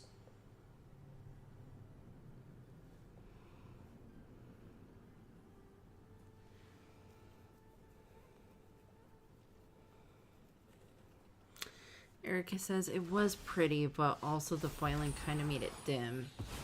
I hate it when it does that. Oh, yeah. That's definitely a thing. Yeah. Happens often. Marcus says because of doubling season. Yeah, I got that. But thank you. I appreciate it nonetheless. Piers Seagal is here saying, oh. Hello. Welcome to the stream. Yes. No attacks, I guess. But then we get 2 counters on Wedding Announcement. Beautiful. And then a overloaded Cyclonic Rift.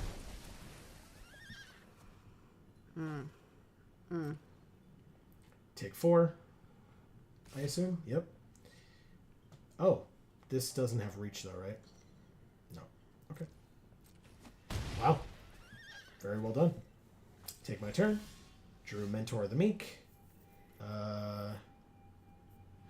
Piers says hello. Please leave your pronouns for me in chat since you're new. I'd appreciate it. So... And Erica says it was better in gameplay than it was in appearance. LOL. It's a very good card. I really, really like it. I know there were some people who were like, like Dirtle's around a lot. No, it felt super strong. Haven't drawn a single thing to be able to stop this, so just have to sit and stare at it. Arcane Signet doesn't do it either, but I will... Piers says, I am he, him. Thank you, Piers. Yes, thank you very much. Let's play Wedding Announcement. Let's play Fable of the Mirror Breaker. Let's make 2, and I can discard up to 2 cards. I guess for now I'll get rid of this and draw another land, which lets me surveil 1. Infestation Expert can stay right where it is. I'll play Arcane Signet as well. And then I'll play the Pollen Shield. Oh, I can't play Pollen Shield there. Okay. That is a sorcery as well, so just passing the turn. End the turn. Wedding announcement. 2 counters. Beautiful. Okay. All right, Bolus, what do you do at, like, 12? 10 damage, target creature or planeswalker. Draw 2 cards. Okay. All right. Dragon's Horde. Whenever a dragon enters under your control, put a gold counter on it. Remove a gold counter from it to draw a card. Add 1 mana of any color. Okay. Kill one of my creatures. You got it. When I have 4 creatures on the battlefield, it's a lot better to see a single piece of removal than when I only have 1 creature on the battlefield. All right, let's...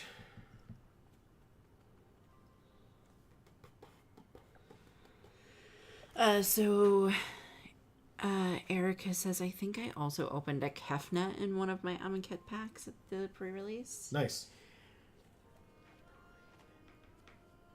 10... 7, 8, 9, 10. It's not perfect, but it'll work. Ginny Faye.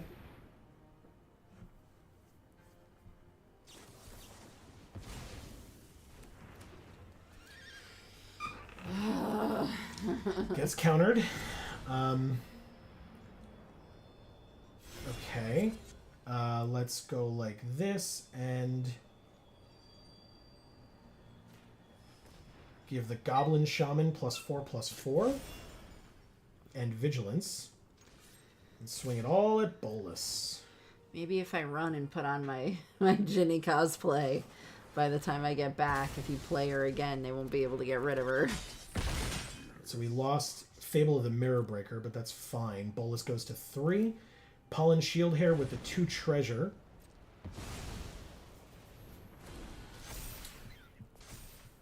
And we drew Basilica Shepherd and flip Wedding Festivity. The Wedding Announcement to Wedding Festivity. And all of my creatures now get +1/+1. Okay. Draw 2 more cards. Alright, things are happening.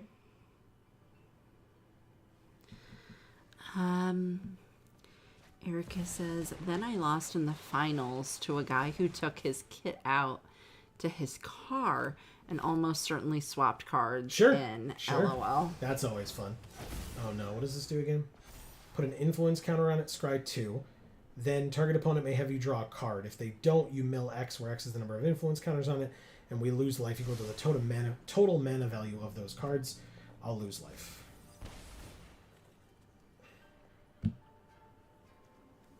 Seven.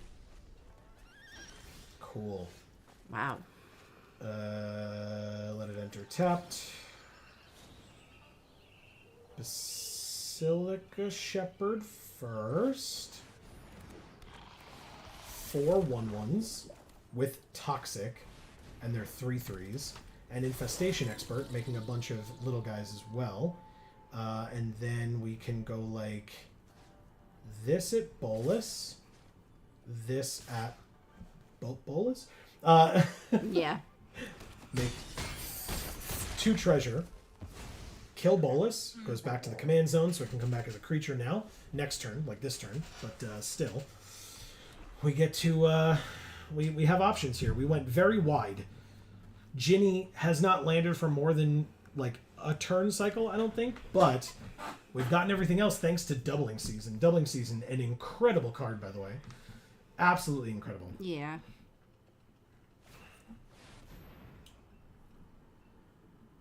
Choose an action. Sack a non-land permanent. One of these. Sack a non-land permanent. One of these. Sack a non-land permanent. One of these. Sack a non-land permanent. One of these. Sack a non-land permanent. Let's have it be the Mox Amber. I don't have any legendary creatures right now. And Ginny won't be out for a while. And the Mox Amber isn't helping me play her. Sack a non-land permanent. Make it one of these. Sack an online permanent, make it one of these. Christ. I have to do it 11 times. Sack an online permanent, make it...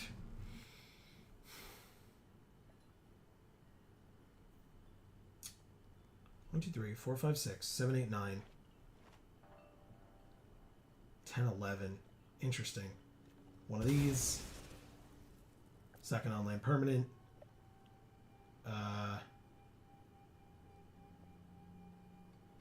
this one. Second. I've lost track of how many I've done this on now, but come on, man. How many is it? Like, how many have I done? Thank you. Okay.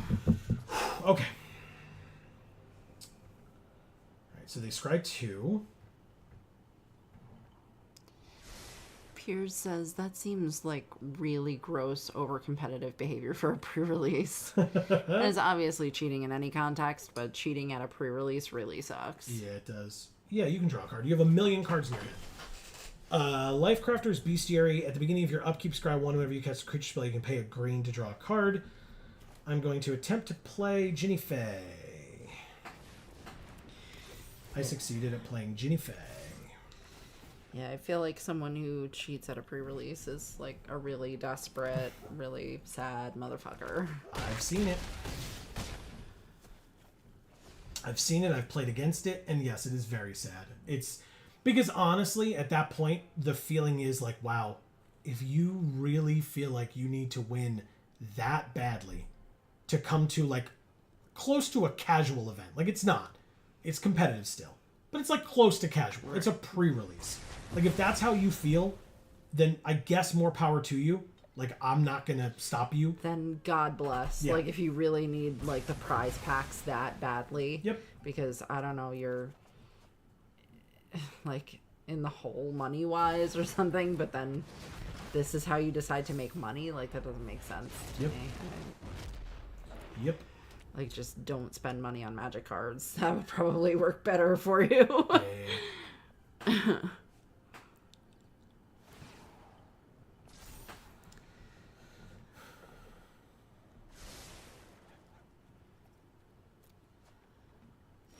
Erica says, "This is how I won my games, LOL. Desperately cling to life and torment for like X equals 8.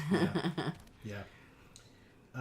Okay. I mean, I top decked a land. What else is new?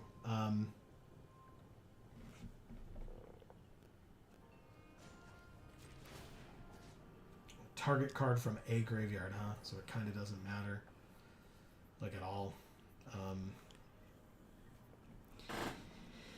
Pierce says you've got to need a win to do that. 100%. Yeah, and that's definitely what it is, right? Yeah. I mean the cheating, not playing Torment, by the way. Yeah. No, we got it. Yeah, definitely understood.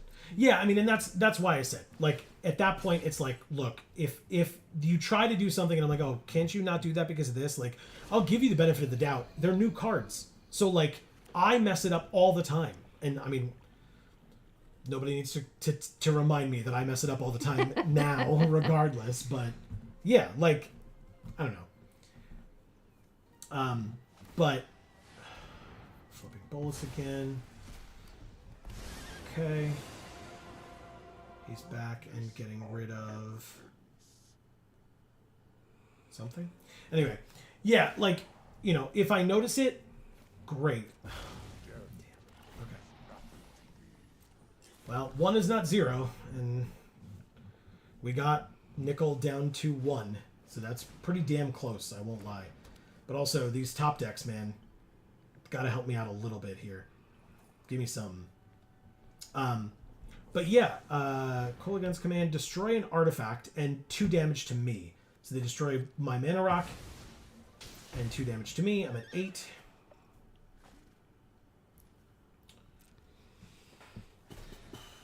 Palantir of Orthanc again. They're just going to keep drawing cards for the rest of the game because I'm at 8. Like, I don't need to lose for a stupid reason. Yeah. Congrats, you draw an unknown card because they scribe both from the bottom. Of course, it's a land. What else is new? Still can't play Ginny because they destroyed the artifact. So I just replaced it. I couldn't play Ginny last turn either. So pass. Good on you, Nickel. You're fighting back from 1 for sure. Yeah, doubling season helped a lot to get us to this point. Right. Whenever an opponent casts a spell, they lose 5 life unless they discard a card. And Nicol Bolas Dragon God.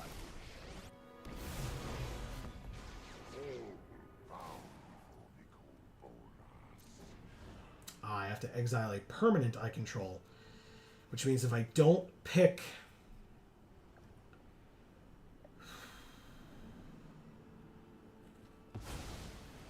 It's wedding festivity. If I draw another land, I need to be able to play Ginny, so.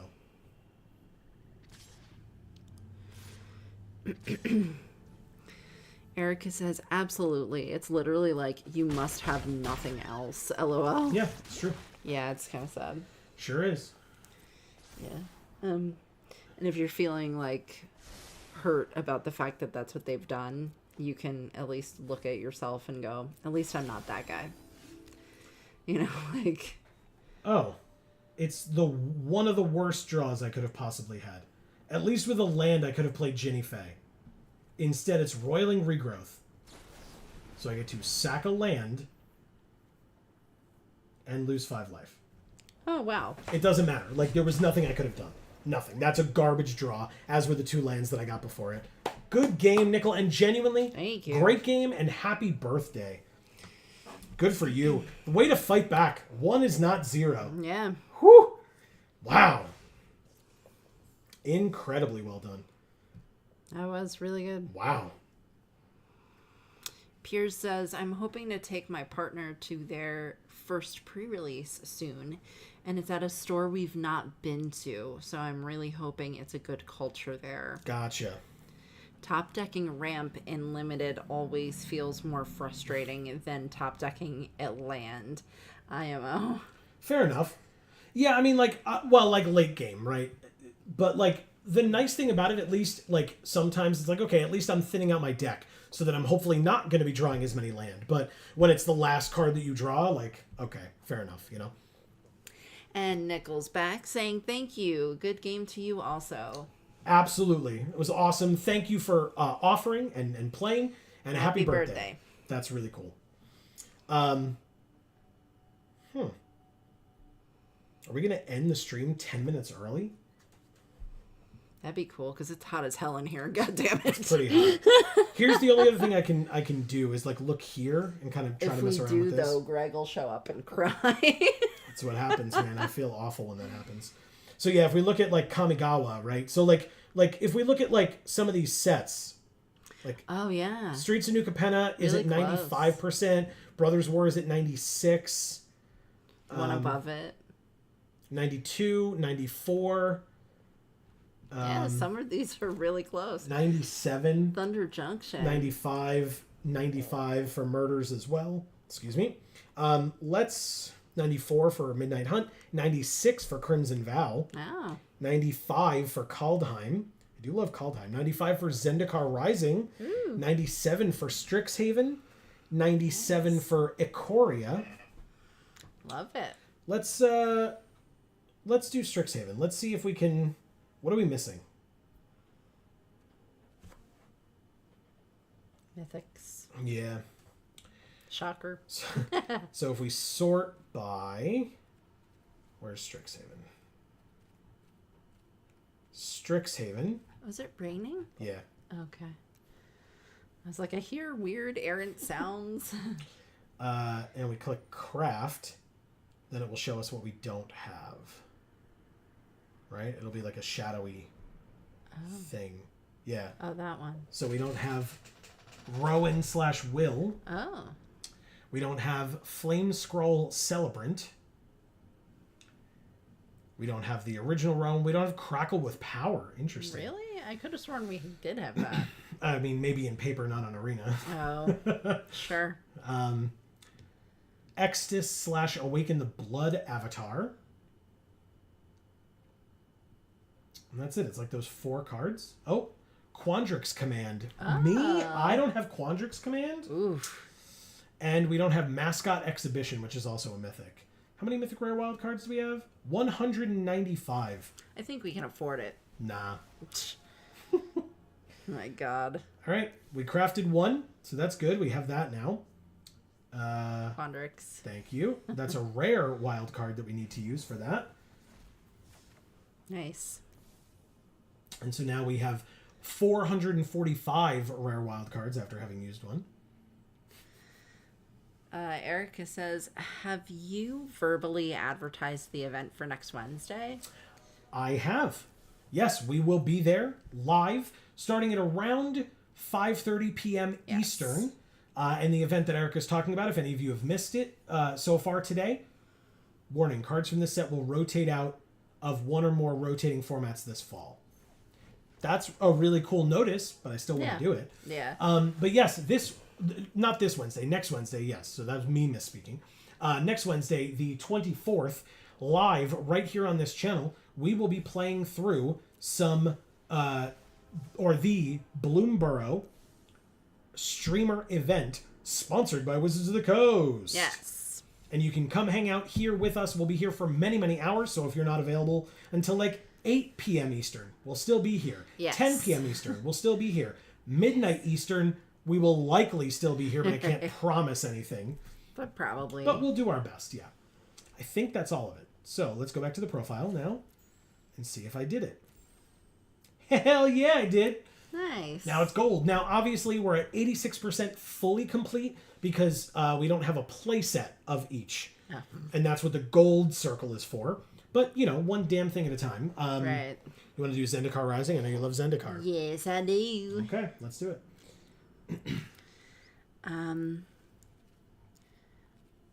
Piers says, I very often convince myself I own cards on MTG Arena that I've either played in paper or in a Phantom Draft. Oh, yeah, okay. Because you played it in Cube or something. Sure. Yeah. So you didn't get to keep the cards? Yeah. Okay. Yeah, and that's why they can justify it being cheaper, because obviously, Cube has like millions of rares and mythics per pack. Sure. Obviously not literally, but still a ton of rares and mythics per pack. And so instead of them just you paying less gems than for a regular draft and getting a bunch of rares and mythics from a bunch of different sets, they just make it Phantom. Now, you still get prizes. Like, you don't really get even packs. Like, you get like individual cards or card styles or whatever it is. Probably cards, but like, you shouldn't have to pay as much as you have to pay for Cube. But that's coming from a guy who doesn't like Cube. So yeah. Well, excuse me, I'll rephrase. Doesn't like Cube on Arena. Right. On Arena. All right, Or so it maybe looks you like should say Cube doesn't like you on Arena. well, yeah. And I don't like Cube because Cube doesn't like me. Exactly. Basically. All right, crafting some cards. Oh, Swarm Shambler. How do I not have one of these? Card's great. Again, that's definitely a card I've seen and or played in Cube. Scoot Swarm, probably the same thing. Marcus says so many wild cards. New decks? I could, I suppose. I don't know. I'm just completing sets here. It feels my collecting brain, it releases the endorphins that I crave. It's Omnath, Amy. Which one's which? Okay. So we want to get the alchemy one. I think it works both ways. Get both versions with each craft. Yeah, so if we craft the alchemy one, we get the alchemy one as well as the original. Cool. But yeah, Amy loves her some Omnath. I do. It's my flubber. That's right. And for Forsaken Monument, which is a good card for Constructed. Like, very good for Constructed. But guess what? You did it. I think so. Let's find out. Back to the profile. Yeah, we did. Nice. 81%, 86%, and 87%. Okay. Okay. How are we looking on wild cards? 187? Yeah, we got plenty. So Nuka Penna is next. You keep reading, I'll keep cycling through. Okay. Piers says that notice is great. It needs to be dismissible, though.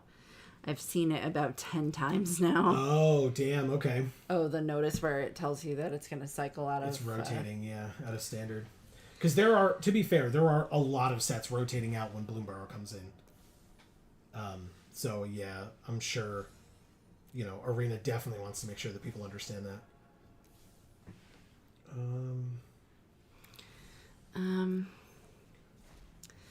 Piers says, I wondered what the gold meant. I usually play a bunch of the Phantom Cube as it's usually a better rate if all you care about is draft. Sure. You get worse EV than regular drafts. Expected value. Okay. But not in draftable currency. Sure, and I mean it's yeah, because you're getting gold back or whatever. But yeah, I mean it's still fun, He says the last cube was not great though. Unfortunately I wouldn't know the difference. Yeah. I do poorly regardless. Mm-hmm. Oh look, it's the Maestros. How do we not have Lord Xander yet? He's like our people. We are the Maestros. That's our thing. Okay, well, whatever. Old Money. It's a great song. Great song. If you guys have not heard the music that they made for this set when it came out, check it out. I guess you have to look it up on YouTube. Yeah, I could play it right now, actually. Oh. I mean, YouTube might not like it, but it's fine. Deal with it. Yeah. Let me see if I can.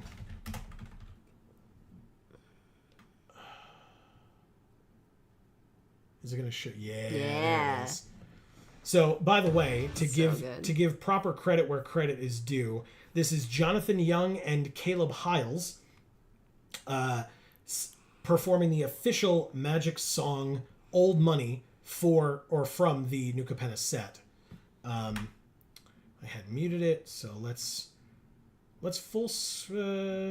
Hold on, one thing at a time. Let's bring it over here so you all can see it. I'll also bring you all back up because I lost you for a moment there. But yeah, we'll put this over here so you can all see it. Isn't that great? And then I'll bring chat back up so we can hear what all you lovely folks have to say about it as well.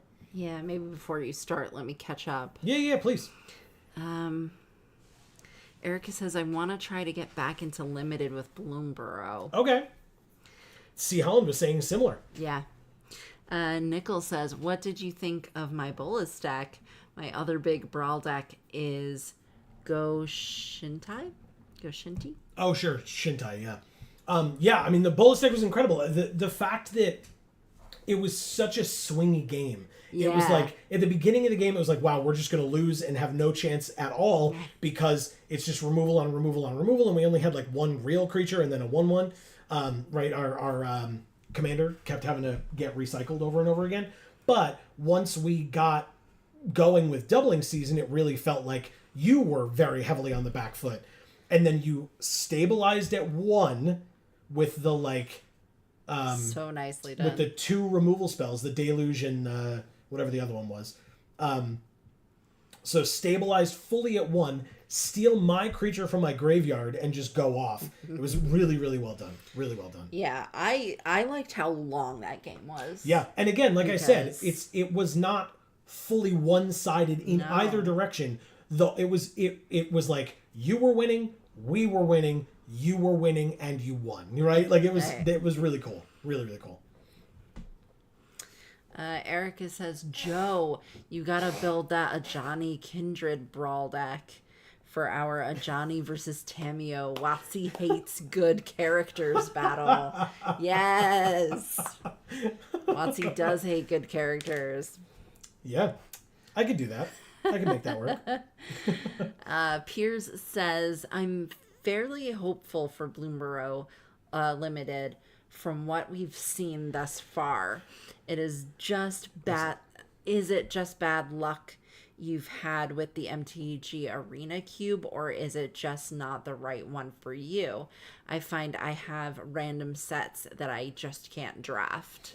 I don't know, because I mean, like, I mean, for example, this set, for whatever reason, Modern Horizons 3 has been kicking my ass every single week. Like, last week we got a 6-win deck, right? So I can't really complain too much about that aspect of it. But, like, I feel like every other time it's been like, oh, we got 1 win, we got 2 wins. Mm-hmm. The streamer event, we got trounced. We got it was so bad. 17 wins and 33 losses over the course of the day. So how demoralizing is it to stream for the number of hours that we stream? 14 to 15. For a streamer event. Mm-hmm. And to lose that many times. It was a lot. And you know what? It wasn't like... painful. Yeah, it wasn't like amazing, like, oh my god, I can't believe our opponent was able to do that. That was so swingy and so cool. And so we lost, but like we're happy to lose. it was a lot of it was like feel bad losses, Right. you know, Sure. of like, oh, okay, I guess I don't get to play Magic today. I don't get to draw these lands or whatever. Right. So Piers says, no, you're right, Nickel. Nickel says, yeah, stacking those 2 board wipes saved my biscuits. It really did. It really did. Because after you played the first one, I was like, okay, like that's bad, but I still have like 3 or 4 creatures. I'm still good. And then you played the second one, and it was like, oh, okay, nope, never mind. That's everything. That's all my resources. And the Palantir of Orthanc was I was just letting you draw cards because I was so low on life. I couldn't let myself lose that much life, especially because the first time I did, you had put the 7 drop on top, which was brilliant. Piers says, I've found Modern Horizons 3 has clicked quite well for me, but seems to be one a lot of people aren't feeling great about. Yeah, I mean, like, I would chalk it up to, and it could be just me making excuses, right? And people can absolutely feel that way and let me know that, right? My feeling on it is it's a set that goes directly into a constructed format. And I don't play constructed. So it's not a limited set. It's a constructed set. So the cards in it are of a type and a power level that are outside of the typical realm of limited that I'm used to. Right. That's my feeling on it. Again, you could absolutely feel like I'm just making excuses, and that's totally fair, but that's how I feel. Like, that's what I feel like is the issue there. Sure. I feel like that makes sense. I think so too, but That's I don't also know. coming from somebody who doesn't really play Magic. Sure. But it sounds good. Well, because, like, you know, so many of the cards, like, I can look at them and say, like, oh, this card is akin to this. Like, we talked about Approach of the Second Sun Right. versus Shadow of the Second Sun. Like, I know Approach of the Second Sun, but I've only ever played against it in Cube because it's that good of a card. Sure. And so they printed a card that works really well with it, and they named it similarly for constructed purposes. Like, that's just, you know, how that works. So... Erica says, I think Hour of Devastation was the set I've had the absolute worst time with, which sucked, especially since I was a master of triple Amonkhet, and then suddenly I couldn't draft worth beans anymore. The set that I did so well on was either Fate Reforged or Dragons of Tarkir. I think it was Dragons of Tarkir. I went to pre-release for that set, played against one of Wedge's friends from the Mana Source. Like, he came with like a couple of people, 2 champion, in fact. Wow. And I played against one of his friends in the finals where he didn't want to split, which is fine, right? Not saying anything negative about that. People absolutely have that right to choose one way or another. I'm not that guy who's like, you, why would you split? No, that's fine. But I had the combo, I've talked about this before, but I had the combo where it was the 5/1 creature that, and then it was like a 4-mana 5/1 or something like that. And I comboed it with the card that let you bolster, I think it was. Whatever the mechanic was that allowed you to pick a creature with the lowest toughness and put a certain number of +1/+1 counters on it. And so, like, you pick the creature with the lowest toughness and put a bunch of +1/+1 counters on it equal to its toughness. Or, no, equal to its power. So it was a 5/1, and I was able to make it a 10/6. At instant speed, by the way. Wow. So you just attack with a 5/1, and they're like, oh, well, I'll block with my 2/2. You're like, all right, it's a 10/6, go. Or, like, they're like, oh, you just have a 5/1 on the field, I'll attack with my 2/2. You're like, okay, I'll make it a 10/6, block, kill your creature, you pass to me, my turn, I attack you with 10/6. Like, That's awesome. it was insane. That card was insane. And it was, I think it was a 4/5 mana combo. So it was 4 mana for the 5/1, 5 mana to give it the pluses. So nuts.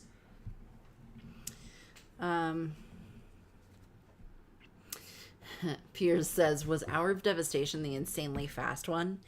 The power level of Modern Horizons 3 definitely would be my first guess as to why people don't gel with it. Yeah. The issue is that you end up drafting obviously amazing cards for limited. Yep. Then they don't do anything because they aren't actually that great contextually. Yeah, like we drafted like a super synergistic deck just now. Super synergistic. And we got 1 win.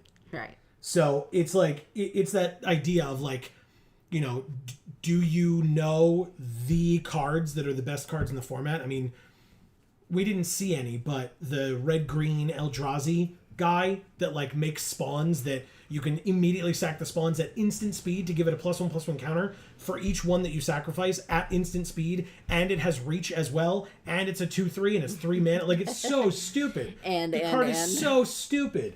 Like, why would they print that card? And especially into limited. It's nuts because it's an uncommon, right? Or a common. It's got to be an uncommon, but it could be the situation that Marcus was talking about before, where like it just is a common for some reason. And in fact, now that I'm thinking about it, it probably is, but I'm sure folks will let me know in a moment. Pierce just did. He says it's a common. Yep, it's a common. It's insane. 3 mana 2/3, make 2/1s or whatever, and then you can sack them to give it counters, and it's got reach. Screw you. Card's insane. Get out of my face. And like, you play sealed, and somebody's like, oh yeah, I just happen to open 2 or 3 of them. Oh, okay, well I guess I lose then. Like, what am I supposed to do about that? Nichols says, yeah, everyone takes the damage the first turn with Planeteer? Palantir. The Palantir of Orthanc we were talking about before. Which is the orb that Saruman has in Lord of the Rings. Oh. Always let them take the card. Yeah. Erica says Amonkhet was the absurdly fast one. That's Hour of Devastation. Hour of Devastation. Slowed it way down. Yeah. And Marcus says, I miss Wedge. Yeah, it was interesting, Wedge's progression with things. He went away for a while because of his injuries and his getting married and stuff. And then he was trying to come back. He was really improving himself personally and mentally and physically. And then I remember that like when Wizards put out those surveys, they would typically at the end of the survey ask like who your favorite if you have a favorite content creator or somebody that you watch, and they had some examples, or you could choose other and put somebody in. We would always put Geek for All. Hopefully you all would as well. But you know, that's fine. But the Mana Source was there for a very long time, and then Wedge stopped making videos for a very long time. But I remember when Wizards finally took him off, he like complained to Wizards and was like, it was not complained, but he said that he felt sad that he wasn't included again. And I feel like they included him again, but he still never made any content again after that. So it was like, So it was almost like that wasn't justified, but he felt hurt, so that's understandable. Exactly. But like, it almost wasn't justified because he didn't actually, he hadn't made content. Yeah, he hadn't made anything for a while, and then he continued to not. Or he came back and made a few, but then kind of trailed off again. All right. I remember when he and his, I don't recall at the time if she was his fiance or his wife, but that I remember when they made, sponsored by TCG Player, but they essentially made a Wife Finance Husbundle Battle video. Oh. Yeah, that one I noticed. Kind of fucked. I mean, it's not like it's an original idea, but it's not like difficult to, Sure, but still to rip off or to say that it was an original idea on their part as well as on our part. Right. And so I'm not saying that it was stolen, but it was that moment of like, oh, you're just doing the exact same thing we are, but you're backed by a company instead of just us buying the stuff ourselves, which, by the way, that's the only reason why we haven't done it recently, is because we need money. It costs too much money. Yeah, And by the way, shout outs again to Champion. Like, they would help us out and they've offered to help us out, but we're not going to go that route until we know that it's financially responsible for us to do so. But we will. We'll do more Y Finance Husbundle battles soon. As soon as it's, again, feasible to do so. But Marcus says there was some content, but it didn't last long. No, it didn't. Yeah, and it was like this big triumphant return that he tried to make, and then it's like Marcus said, it didn't last, which is unfortunate. But yeah, that sucks. Yeah, it does. Speaking of content, though, next week is a big one for us. Yes. So for folks who are unaware, links down in the description box below for our other 2 channels, Video Games for All and Gluten Free for All. And you should, whether you're here or there, you should make sure that you are subscribed and you have that bell rung so that you will get notifications whenever any of our videos come out and or whenever we go live. I don't even know if I'm going to be able to play this song now, but now we're just closing the stream. But Yeah, why don't... We'll play it quickly. Yeah. All right. Hopefully, if you haven't... We'll come back to the closing. Yeah, if you haven't heard this song yet, hopefully you enjoy it. It's really great. It's very, very good. I'll put my headphones on. I will too. Sort of. I don't know how loud this is going to be for us, but we'll deal with it, I suppose. It might be actually pretty loud, but it should be fine for all of you. Let us know if you're like whatever. I'll wear it partially off so Yeah. it All right, here we blow go. my eardrums out. It's so good though. It's very good.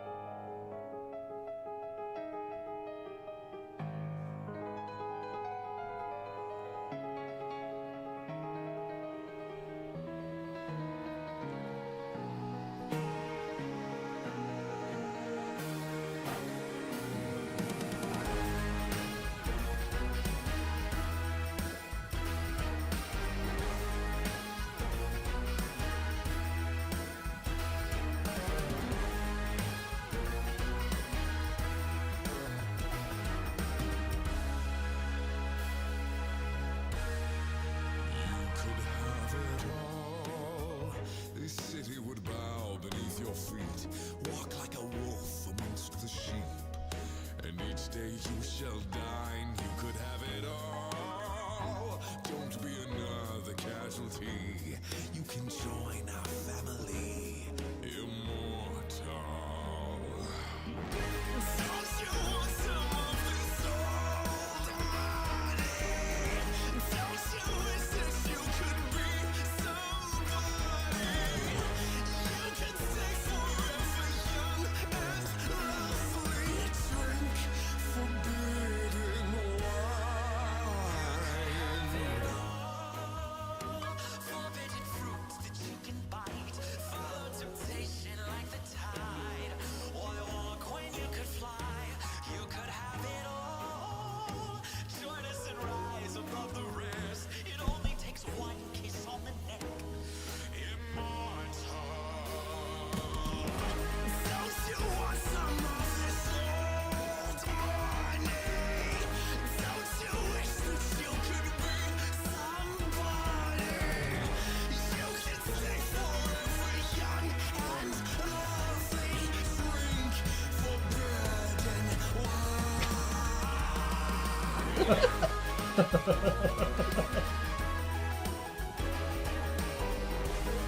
I'm so jealous of that dude's voice. Like, so jealous. I'm jealous of this. Well, Just yeah, me too. like, okay, bro. Shit.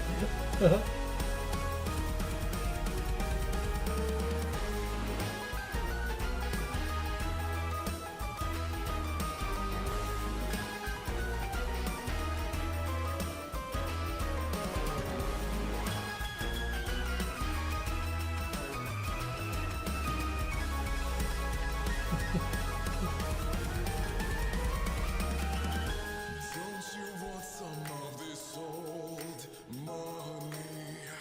Don't you wish that you could be somebody? You can stay forever young and lovely. Drink forbidden wine. Don't you want some of this old money? Don't you wish that you could be somebody? You can stay forever young and lovely. Drink forbidden wine. Love it. Yes, big time love it. Yeah, so the other big one is one with Phyrexia. I'm not going to play it, but you guys can check it out for yourselves. Jonathan Young and Matthew Heafy was on that one, but this is Jonathan Young and Caleb Hiles. So again, we're not trying to take credit for any of this. None of this was No. us. We're playing it on our stream, but they were amazing. They did an incredible job. So like folks said, go check them out. Go check these out. Right. Incredible job. So good. Yeah, Piers says, I had no idea this album even existed until this stream. Looks like I've got something to spend some time listening to. Oh, Sure yeah. do. Oh, yeah. And Erica says, take my money and also my Virgin Yanks upstate. Nice. Yeah. Like, when we muted, I mean, like, I can do, like, some of what Jonathan Young does, but not like that. No. Incredible. And I genuinely thought when they did this that, like, that they were going to be doing this on, like, a more regular basis, and then they stopped. Yeah.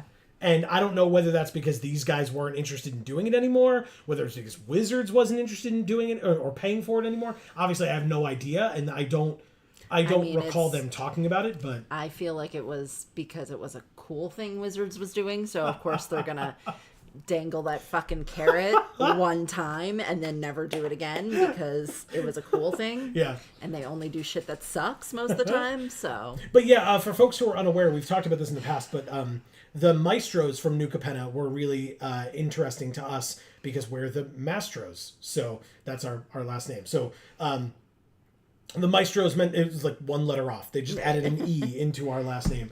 So it was like, oh, cool. Like, we're like the Maestros. And then they have this song. I mean, come on. Yeah, so good. Right? Like, So hell yeah. good. All right. I'm one of them for sure. Yeah, very, very good. I'm going to close this now. But again, Jonathan Young, Caleb Hiles, and then for the one with Phyrexia one, Matthew Heafy as well. So check them out. Shout outs to everybody involved in that. So good. Yeah. And then obviously Wizards because they sponsored it. They did in the first place, yeah. Yeah. Erica says, my weakness for vampires is still very present. Fair. Definitely fair. Yeah. Marcus says, same, Erica. Yeah, it was so good. It was so good. All right, let's finish crafting up some of this New Capenna stuff as we close out the stream. Don't forget, we'll be back, as Erica reminded folks, and thank you, Erica, for that. We'll be back on Friday with more God of War Ragnarok Valhalla DLC. Yes. Also, we did it. Oh, nice. Yeah, so it's interesting that this is kind of the theme that we're talking about right now, vampires. Because I was actually looking at the fortress that Vlad the Impaler, sort of impaled people in his yard. But Heads on spikes and all that? But it wasn't their heads. It was like their whole bodies, I think. But like, I don't know, it's on such a mountain. And you can't really go because it's like overrun with bears. And no, seriously. I looked this up. I'm not thinking you're joking. It's just hilarious. I looked this up because I was interested. And it's overrun with bears. So they're like, access is restricted. But like, you can't even really go in there because like it's a ruin. Basically. It looks like it doesn't even have a roof. It's just like a shell of what was once a fortress for, protecting himself from war, basically. Sure. But it's on such a mountain that you'd almost think, like, why would anyone try? Like, does he really need to impale people in his yard to keep intruders out? Like, this fortress doesn't seem like something people would attempt to go to. It really does not. But yeah, it was interesting that I was looking at that today. Yeah, unless they saw it as like a challenge, It's like, oh, you're in a secluded fortress, huh? Well, I bet I could get to that secluded fortress. And then they get up there and they're like, oh, you did that. All right. Oh, they got scared away by the impaled people. I would be scared away by impaled people. Yeah, kind of, yeah. But Piers says the fact that they didn't super promote probably didn't help lead them to making more of them. Yeah, exactly. It's like the self-fulfilling prophecy of like, oh, nobody watched it. It's like, well, did you just sponsor them, aka pay them to make the music and then like not really promote it? I mean, I saw it. I saw that it existed, right. But that was probably when I was spending too much of my free time on Twitter. Like finding stuff for about Magic and following a lot of Magic creators and Wizards themselves. So yeah. But yeah, there were a lot of smaller things that Wizards did that were cool that I almost got the sense that they were doing those cool things because people kept on asking for cool stuff like that. And so they were like, look, we did it. oh, well, it didn't do that well, so now we're justified in saying we're never going to do it again. Yeah. It really sucked. Right, but they like half-heartedly did it or whatever. Yeah. We can work on more of this in the future, by the way, because there's so many sets that we're like so close on, but the future, not now. Erica says, I'm actually working on a novel based loosely on the Maestros. Oh, yeah. okay. That's awesome. Are we in it? I'm joking. Wow. I'm joking. Very presumptuous. I know, right? Marcus says, vamps over werewolves always. Hard pass on the super painful monthly transformation. Well, yeah. Some of us just have that regardless. I knew you were getting there, so that's why I pointed at you. I was like, Amy will take this one. I'll be over here. Yeah. Yeah, it's because nobody else wants it. Yeah, well. Erica says the plot is basically vampires in 2020, but because they can't use technology, they're still like 20s gangsters. Nice. Very nice. Yeah, it's funny, 2020s gangsters. Nice. Nickel says Lycan over werewolf for me. Fair enough. Okay. We were just watching, for folks that know what this is, don't worry about it if you don't, but we were just watching some of campaign 3 of Critical Role, so we saw some of that. You can eat normal food and wolf out at will. Yeah, nice. Sure. Mm-hmm. Yeah, New Capenna was an interesting one for us because the Maestros were connected to us because of our last name. My family grew up in New York City, like, and or the boroughs. My mother and father were both raised in like Queens and Brooklyn and whatever. And my grandfather, my dad's father, and his brothers, my grandfather's brothers, were in construction. So that's the Cabaretis, not the Cabaretis, the Riveteers, of course. So New Capenna was like real close to home for us, like real close to home. Because like all the pictures of like the Riveteers like working on skyscrapers and stuff, it was like, oh, I've heard stories of my family working on skyscrapers.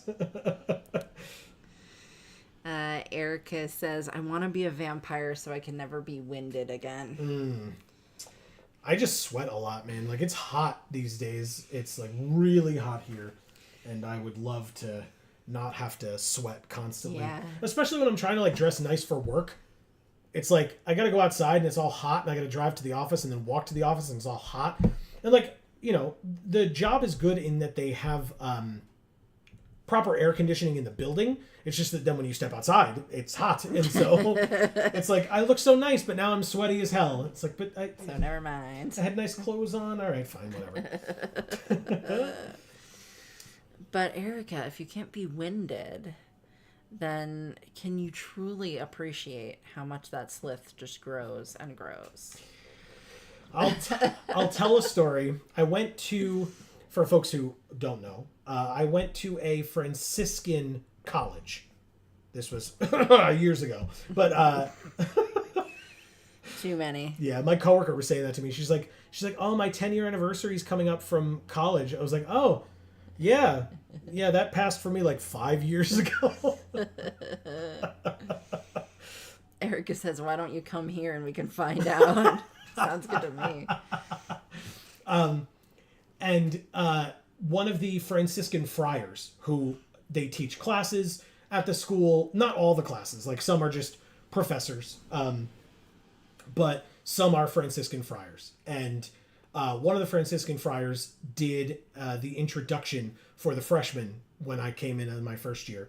And he was saying that, like, I distinctly remember this because, first of all, the man was hilarious. I got to speak to him throughout, like, my 4 years at the school. A really, really nice guy. Father Bill was his name. And he said in his speech, he said that he was trying to think of what to write or say in his speech. And he was trying to write it, and he went on the treadmill and was working out on the treadmill to try to, come up with some ideas. And and he realized that, him being on the treadmill, he's like, what am I even doing here? He's like, oh, I know what I'm doing here. As a friar, who, for folks who don't know, have take a vow of chastity. So as a friar, he's like, I'm on the treadmill because I need to know what heavy breathing sounds like. It's like, as a freshman in college, which, by the way, when I started my freshman year of college, I was 17. They just assumed that everybody's 18 or over. I was not. But yeah, to hear this man just like talk about wanting to hear heavy breathing. Like, I was just like, oh, okay, all right, that's where I am now. Cool, got it. Yep. But I always say, like, when I went to college, they would have, like, you know, campus events and stuff, and some of them would be like, oh, let's all go to see the new movie that's coming out. And I would be like, oh, well, you know, you'd take like a van or something and go out, or hop in somebody's car. And my roommate had a car on campus, so I would go with him. But they would want to go see R-rated movies. Technically, like, because we went as a group, they didn't really card us, so it was fine, and I did it. But I was 17. Like, I wouldn't technically have been allowed to get into an R-rated movie. Even though I was going with my college. Like, yep. That was me. That was my... up until February of that year. So from, like, September to February, because that's when my birthday is, I was not yet 18. Which also means for my senior year, it was not until February of my senior year that I was 21 to be able to, like, legally drink on campus. Sure. Uh-huh.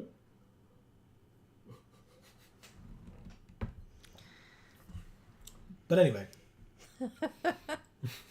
I'm sure we will have a lot more to talk about in our coming streams for the next 2 weeks. Because next week, as I said, is going to be very, very busy week for us. Yes. A lot more busy behind the scenes than in front of the camera, but you'll also see a fair bit of us in front of the camera. Yeah.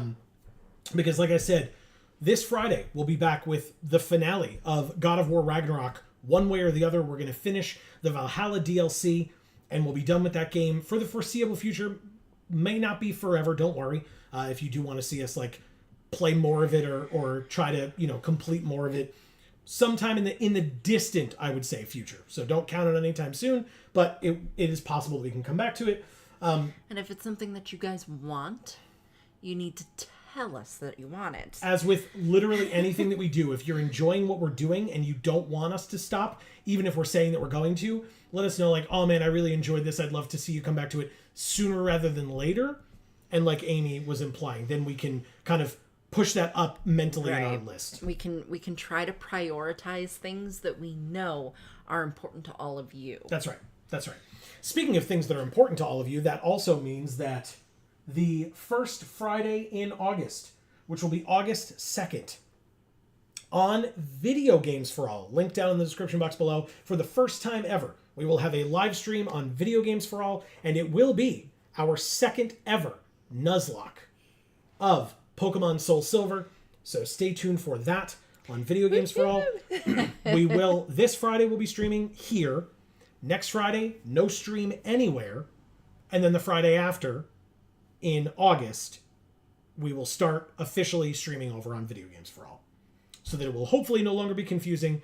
Magic streams on the Magic channel, video game streams on the Video Game channel, and we move on. Right. And nothing on Gluten Free for All because it's all on the Instagram. Sorry about it. And as Amy implied, if you want to check out Gluten Free for All's Instagram, please. Links down in the description box below for all of our socials, especially Gluten Free for All's Instagram. You should check it out. Amy doing some incredible stuff over there. Thanks. So go. I'm trying. Succeeding. So go and check that out. We hope you will enjoy. And then I posted over there today and I realized, oh shit, it's been like 2 weeks since I posted on here. Nice. And that's really the first time I've really like let it go like that. Yeah, that's fair. Yeah. So yeah, we will be back this Friday for the Valhalla DLC. Then we'll be back next Monday with more of this and or Cube. They might have Cube out by then. Who knows? We were just talking about Cube. Because then on Wednesday, live right here on this channel at 5:30 p.m. Eastern and going until we cannot go any longer. because Joe has to go to work the next day. But we will be streaming the Bloomborough Streamer Event, sponsored by Wizards of the Coast. And if you're unfamiliar how we do streamer events over here on Geek for All, we will be playing Sealed and Draft for as long as we possibly can. We are not the people to do Constructed. I talked about that earlier, but there will be many talented creators doing that. So if that is more what you're looking for than Sealed and Draft, you are more than welcome. No offense taken. Go check that out for yourselves. Thank you, Amy. And go support those other content creators. Let them know Geek for All says hi. Yeah. I'm sure they won't care or know who we are, but, we can pass that along. we sent you. That's right. Speaking of the folks who are watching and what they can and cannot watch, or do and don't watch, there were a lot of amazing folks who chose to spend their night with us. Yeah. And so, Amy... And it means a lot. It really does. Literally every time. Yes. But, Amy, you have some work to do. I do. Erica, thank you so much for being here and sharing with us your wants to be a vampire. That's right. And hopefully you enjoyed that song. I know I did. Yeah, it's so good. Really, I really mean, good. I'll be curious to see if YouTube freaks out when we see the VOD after this, and YouTube's like, there was copyrighted music in your VOD. It's like, yeah, well. Eat a dick. Yep, pretty much. Nickel, thank you so much for being here. Happy birthday. That's right. So glad we got to play Brawl with you. Absolutely. It was fun. Great game. Thank you for the game. And yes, happy birthday to you from me as well. Yes. Marcus, thank you so much for being here, as always. You're the best. That's right. Literally every time. It's fantastic. Piers, thank you so much for being here. You're new. I appreciate that. Hopefully we'll see you again soon. Yeah, wonderful to have you. Thank you so much for stopping by. Yeah. And hopefully you enjoyed yourself as much as we enjoyed having you. Yes, and we loved your contributions, and hopefully we'll get to experience much more of those. Yeah, thanks for chatting with us. Yeah.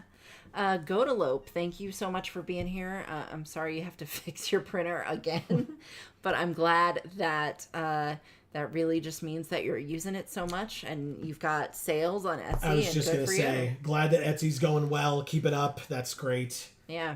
Well deserved. Battle, it was so nice to see you back. I feel like it's been a while. And yeah, it's always good to get like a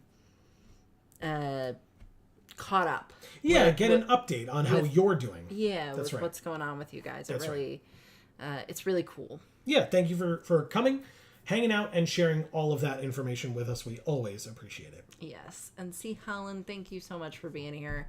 Like we always say, we know with the time difference, it's not the easiest thing. That's right. Yeah. We always appreciate that you try to make it here. It means a lot. Yes, and we hope that that your return to Arena works out for you. Yeah. And enjoy Bloomborough. It seems really cute, and we'll find out on next Wednesday. Yeah. Greg is here saying, boom, a late stream, made it. Hashtag Gojo and Amy. Hashtag I missed you. Hope you guys are doing great. Sorry I made it so late. Wait a minute.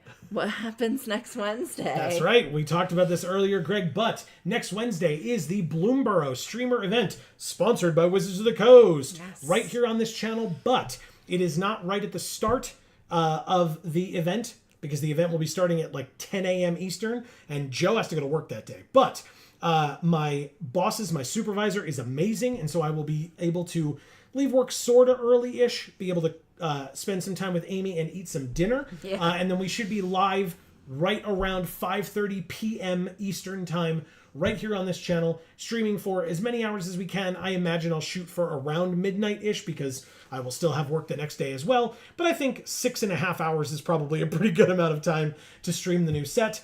And then next week in general, there will be hopefully a fair amount of content coming from Greg's great store, Champion Card Collector in Poughkeepsie, New York. What? So stay tuned for that. As I mentioned earlier, please don't forget, if you're here, you should subscribe and ring that bell, because I can't promise you when those videos are going to come out, because we have to make them, and that takes a little while. So Nah.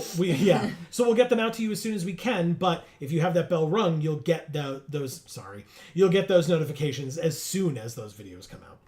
Yes. He gives a smile face. That's right. Greg, you and I will talk because we've got some coordination to do. I think I've Seems like it's going to be awesome. I agree. I think I've got it figured out, but obviously I'll talk to you about where we're at. You have my number. Yeah. Sounds good. I do. Yeah, definitely. So we'll be in touch, Greg, and then make sure that we can work together to get great content out for all of these amazing folks, including all the folks that we mentioned tonight. And obviously then I'll take over this one. I won't keep you guys with a smile. No worries, Greg. Thank you. Have a great night. You too. But yes, I'll take over this one. Greg, thanks so much for stopping by. We were really glad to see you, glad that you were able to make it. And obviously we'll talk to you a lot more between now and next week. And then we'll see you a fair amount next week as well. Yeah. But for any folks that were watching us tonight that did not hear your name just mentioned, there were many of you that we talked about. Greg says, sounds great. See you guys then. You know it. Thanks, Greg.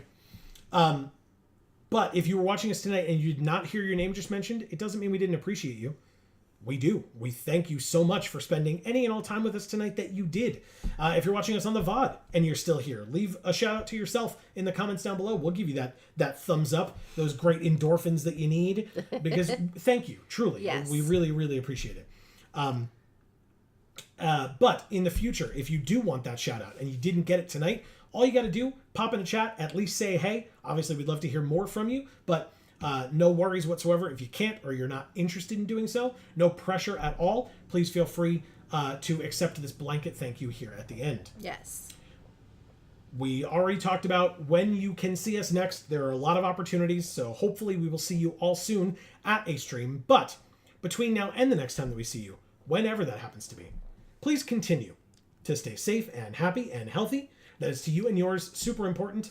And for now, from us here at the Geek for All family of channels, I have been Joe. And I'm Mimi. And as we always say, in whichever video or stream of ours you watch next, we will see you all next time. Thanks, everybody.